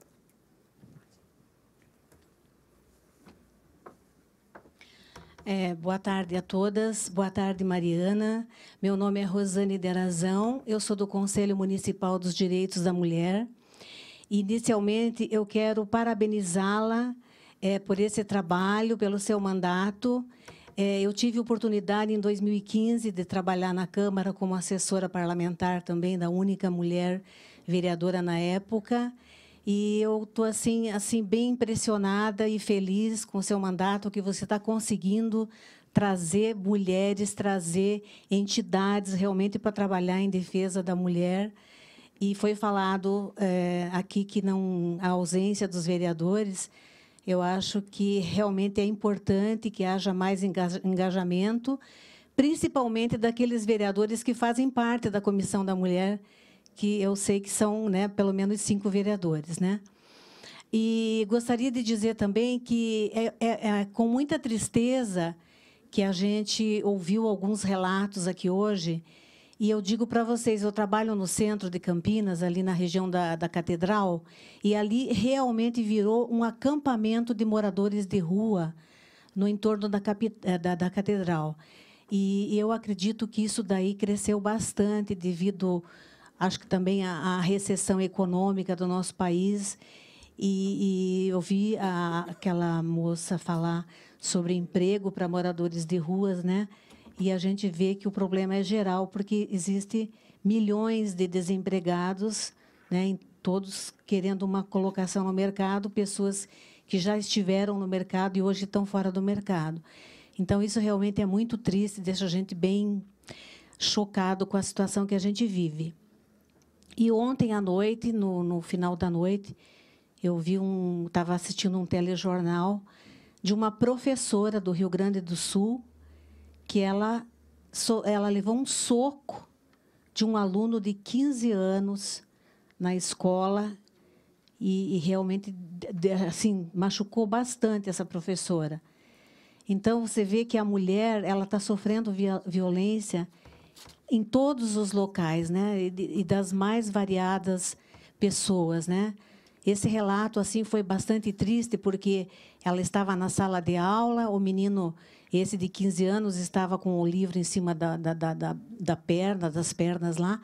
Ela solicitou que ele colocasse o livro sobre a mesa, e ele discutiu com ela, ela pediu que ele se retirasse, que fosse até a coordenação, e ele não quis, e acabaram indo os dois para a coordenadoria da escola, e chegando lá, ele deu esse soco na professora.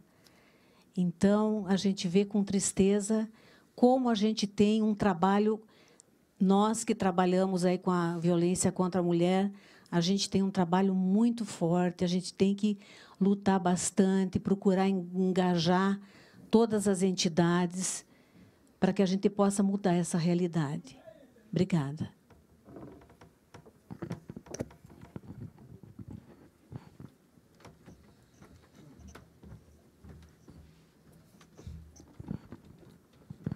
Boa tarde, meu nome é Andrea.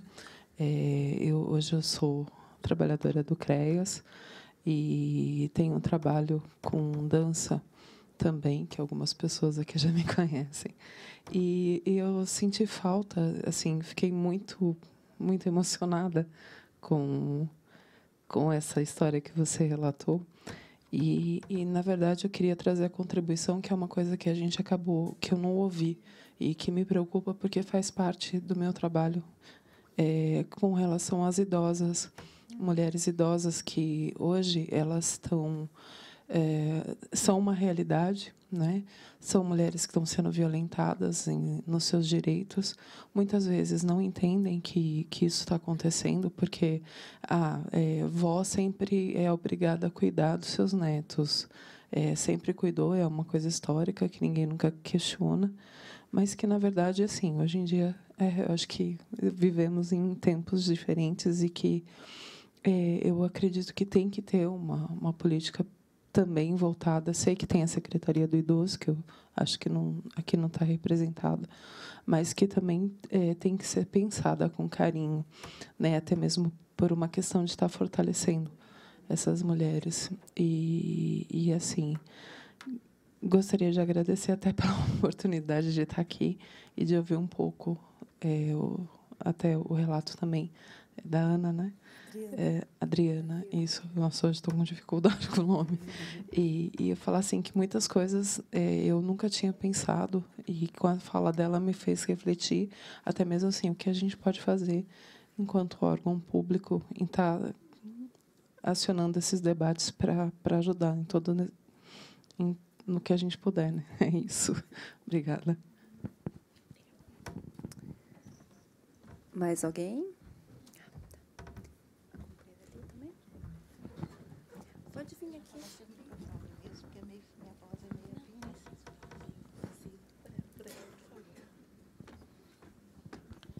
Boa tarde. Eu sou funcionária da Penitenciária Feminina de Campinas. Eu estou representando a diretora. Então, ela pediu para agradecer esse convite, que é muito importante estar participando, e ela estendeu também para, se vocês quiserem estar comparecendo na penitenciária, para estar trocando conhecimentos, que também é importante, que pode estar indo. E hoje, a nossa penitenciária lá, nós estamos com 614 presas, a população é de 596. Hoje, nós estamos com 614.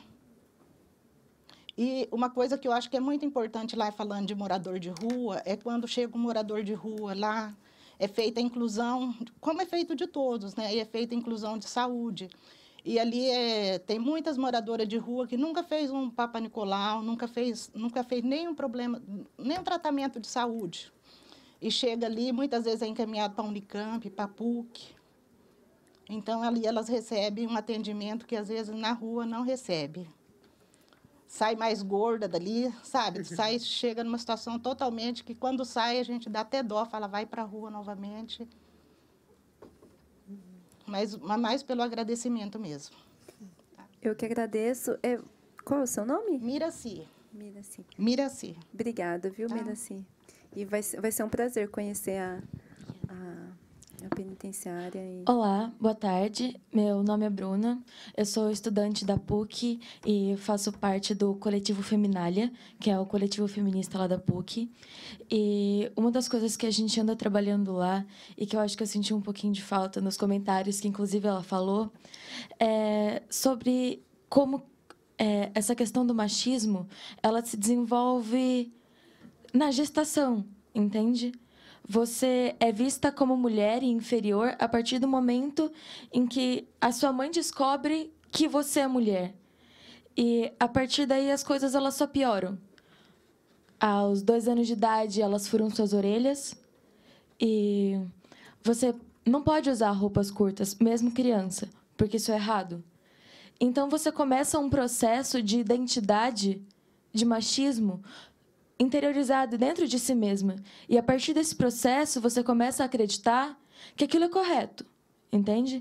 Que todo aquele machismo inserido dentro de você é a única forma e a única possibilidade de existência como mulher. Mas ela não é.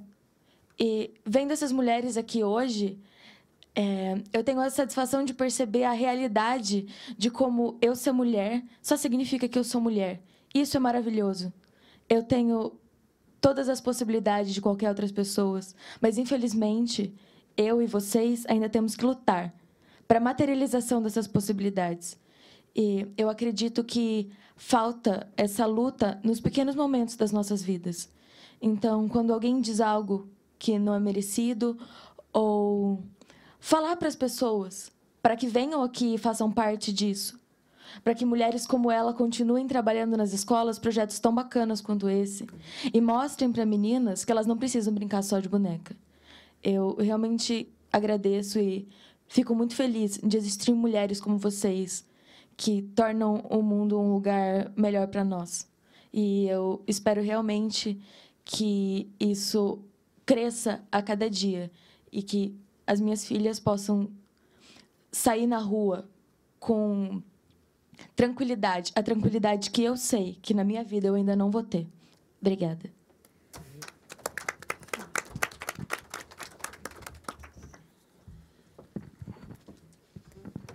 Bom, pessoal, boa tarde, né, a todas e todos. Meu nome é Diana, eu faço parte do coletivo feminista Rosa Lilás.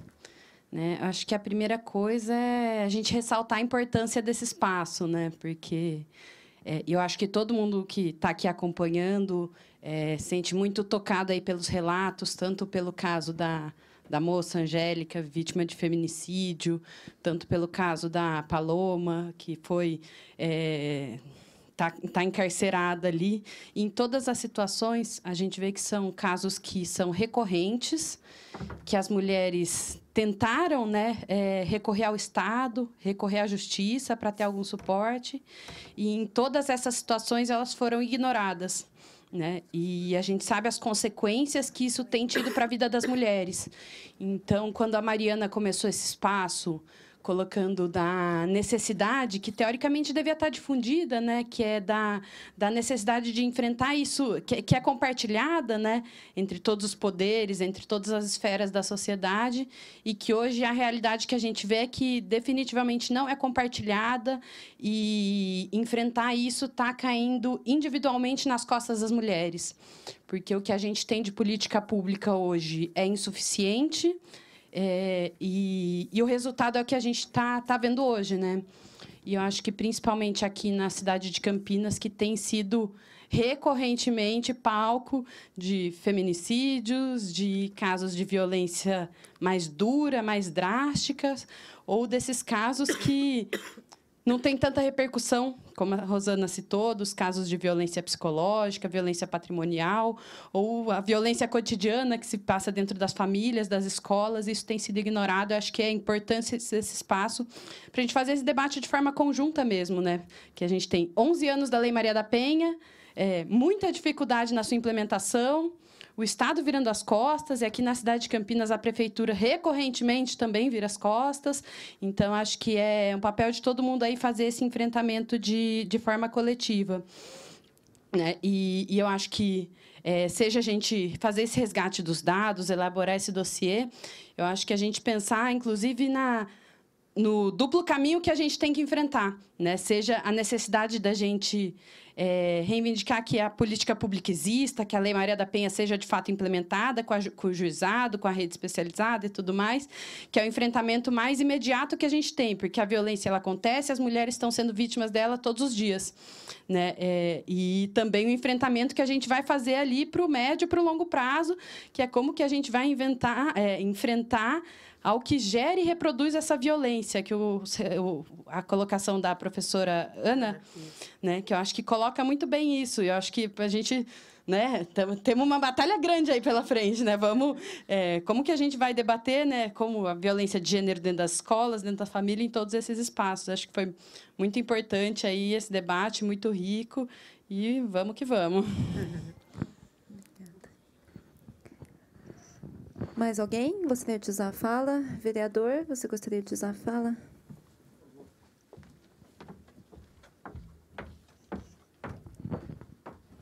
Boa tarde a todas, boa tarde, Mariana. Essa comissão, eu sempre disse que é uma comissão importante.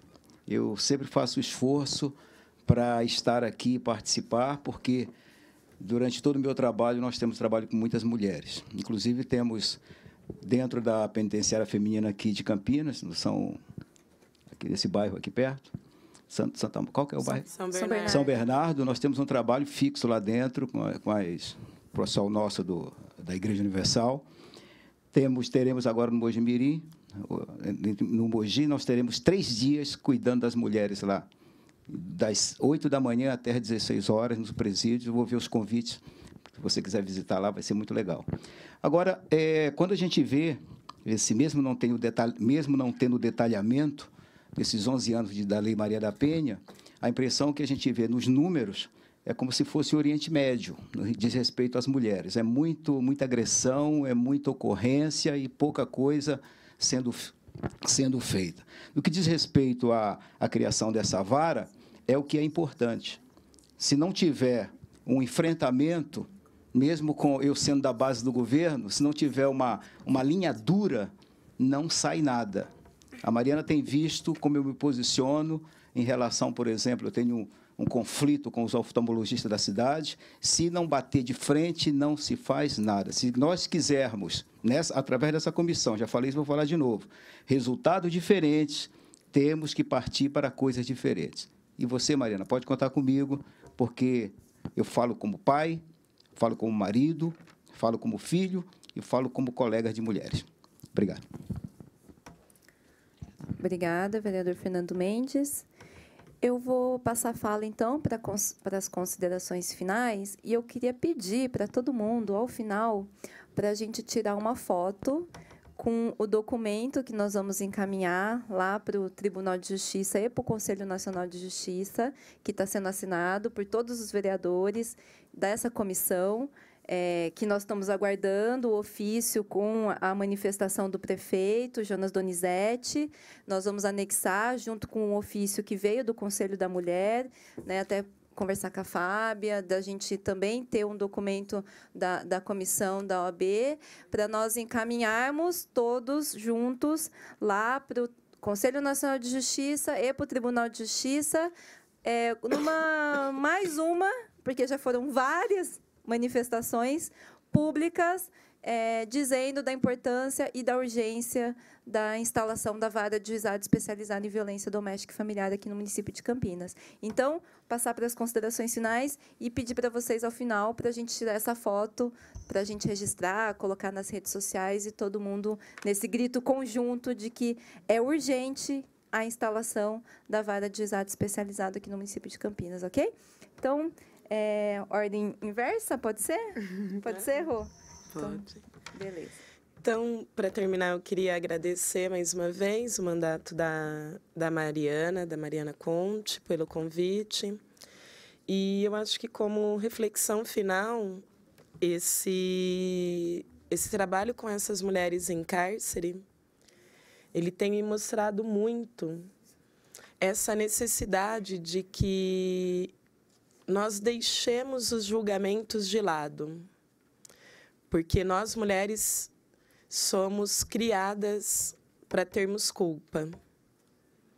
E aí, via de regra, a gente se culpa por tudo que acontece, e facilmente a gente passa a culpar a outra.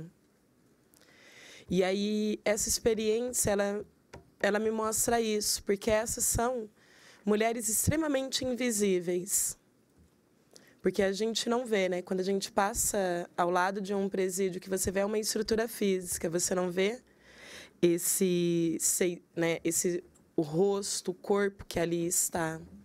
E aí eu queria deixar essa como reflexão final, né? Que cada uma de nós saísse daqui, né, motivadas a seguir com essa construção e para a instauração do juizado aqui, né? Mas que a gente também possa deixar de nos culpar e culpar as outras, para que juntas a gente possamos pensar que o mundo ele tem que ser um lugar bom para toda mulher, seja cis, seja trans, seja evangélica, seja do candomblé ou ateia, seja rica, pobre, enfim, mas que o mundo ele seja um lugar confortável para qualquer mulher. E que essas tantas preocupações que a gente tem no cotidiano, com a nossa própria segurança, elas fiquem, né, situações vividas do passado. Eu acho que era isso. Boa tarde.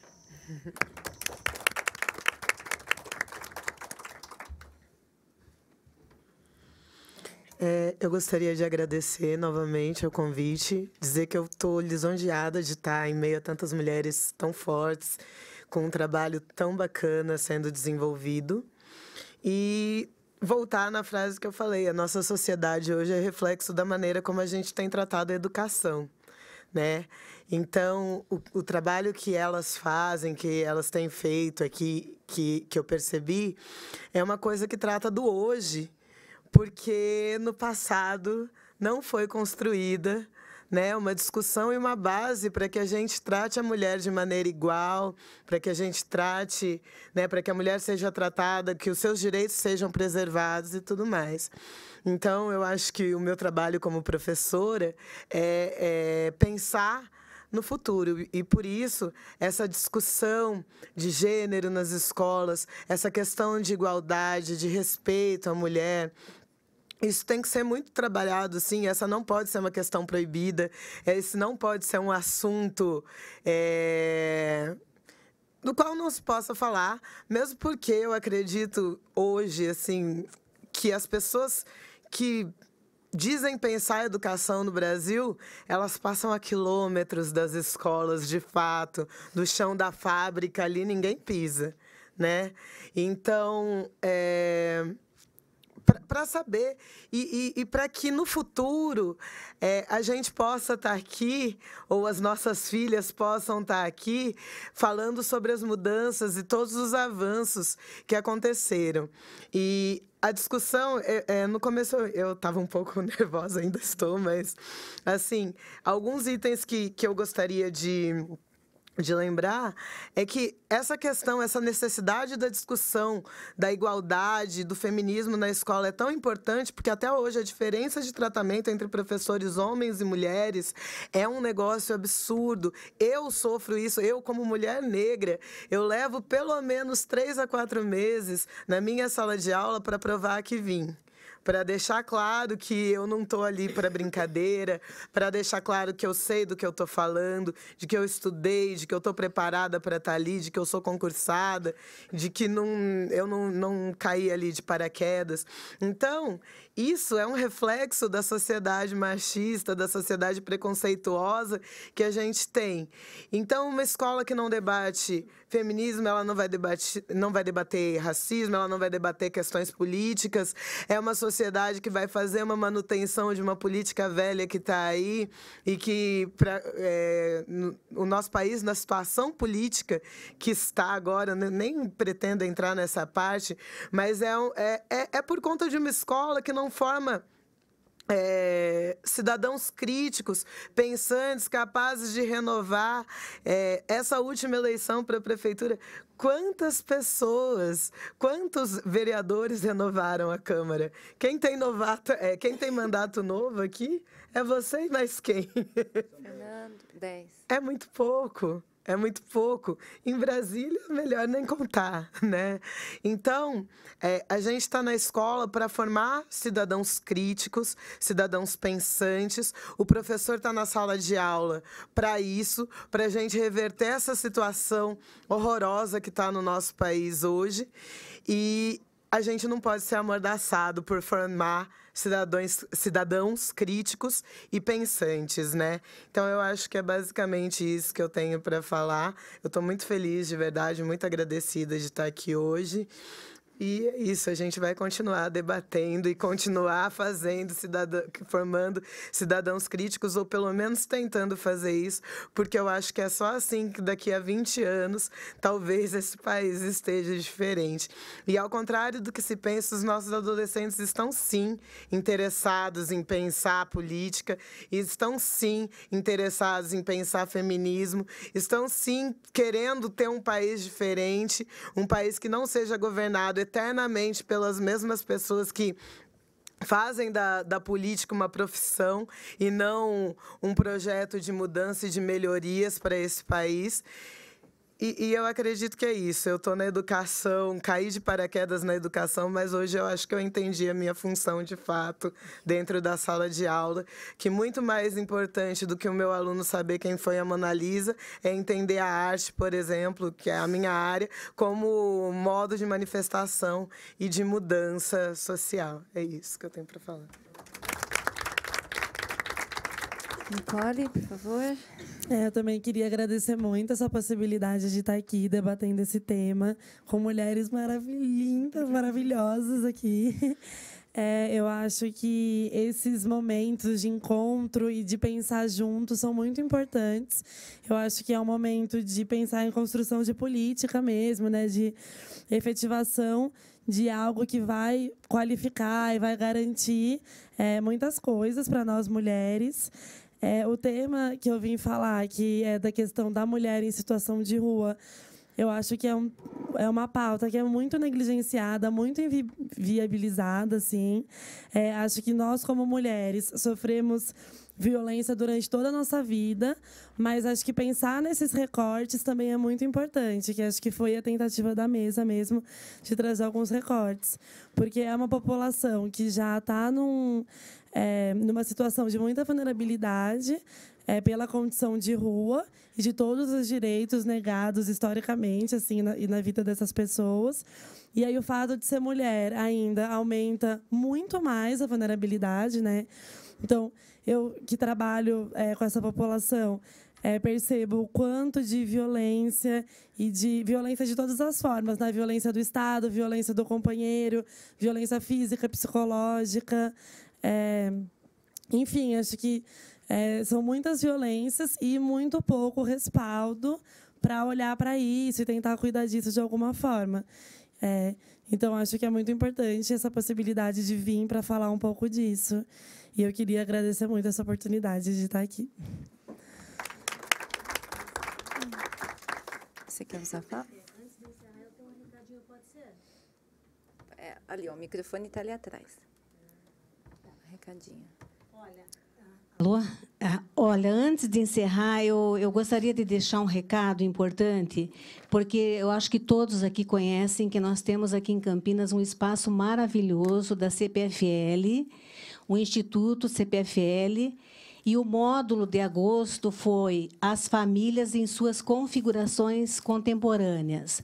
Nós tivemos palestras maravilhosas e nós vamos ter agora, no dia 25/8, agora na sexta-feira, a criança na família brasileira e a discriminação racial e social. Então, eu até indico para quem não pôde comparecer para entrar no site institutocpfl.org.br, que as palestras estão lá. Todas as palestras estão lá, tá? Então, eu acho que é um espaço assim que traz bastante conhecimento para nós, contribuições importantes, né? Então, eu convido todas. Obrigada. Obrigada. Inclusive, ficou a indicação, gostei muito da sugestão da companheira, da gente tratar a questão das mulheres idosas. Eu acho que tem uma questão também para tratar, que é a violência contra a menina, né, a criança, contra, na verdade, as crianças e adolescentes, porque normalmente a violência contra a mulher é acompanhada da violência contra crianças e adolescentes. Então, acho que ficam indicações para temas das próximas reuniões.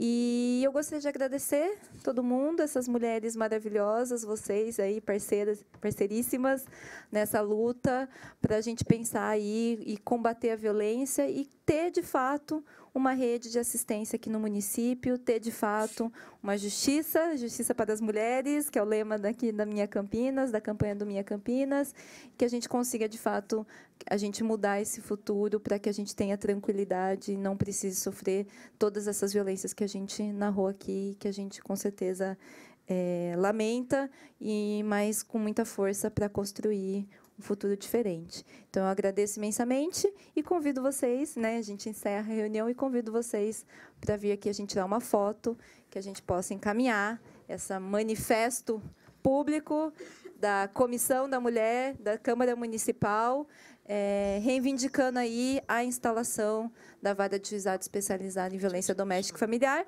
como um passo, né, gente? Porque é um passo que nós estamos muito perto de dar, mas que vão exigir outros e outros passos para que a vara funcione, para que seja articulado com a rede de assistência do município, para que ela contemple todas as particularidades das mulheres que a gente está trazendo aqui, tá certo? Obrigada. Dia 27, domingo. Sim.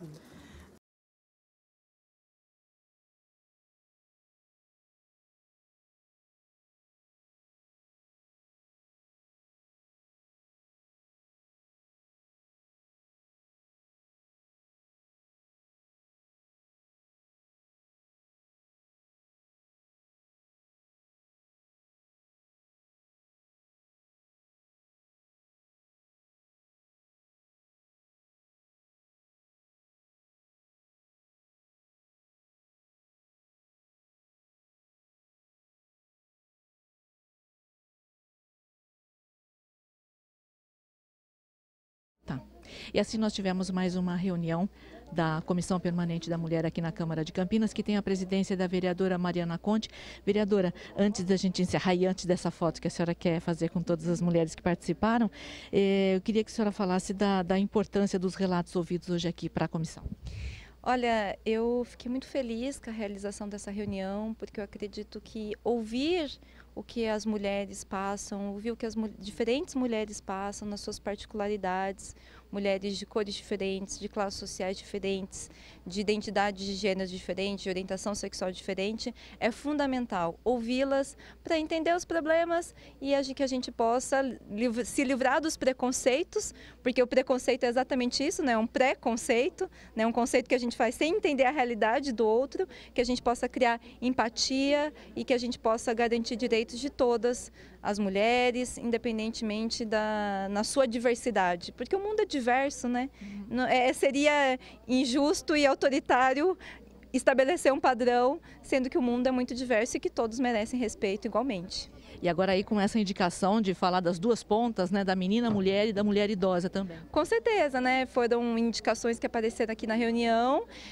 Eu acredito que tem outros temas. A ideia do dossiê é a gente trazer à tona, publicizar. Nós estamos anotando todas as questões, pensando e formulando políticas que possam auxiliar e garantir direitos. E tem esse desafio, que é um desafio enorme, a gente saber quanto é. Qual é o dado da violência? Isso é importante porque muitas vezes a gente ouve argumentos de que não existe demanda, né? Então, delegacia da mulher 24 horas, não tem demanda.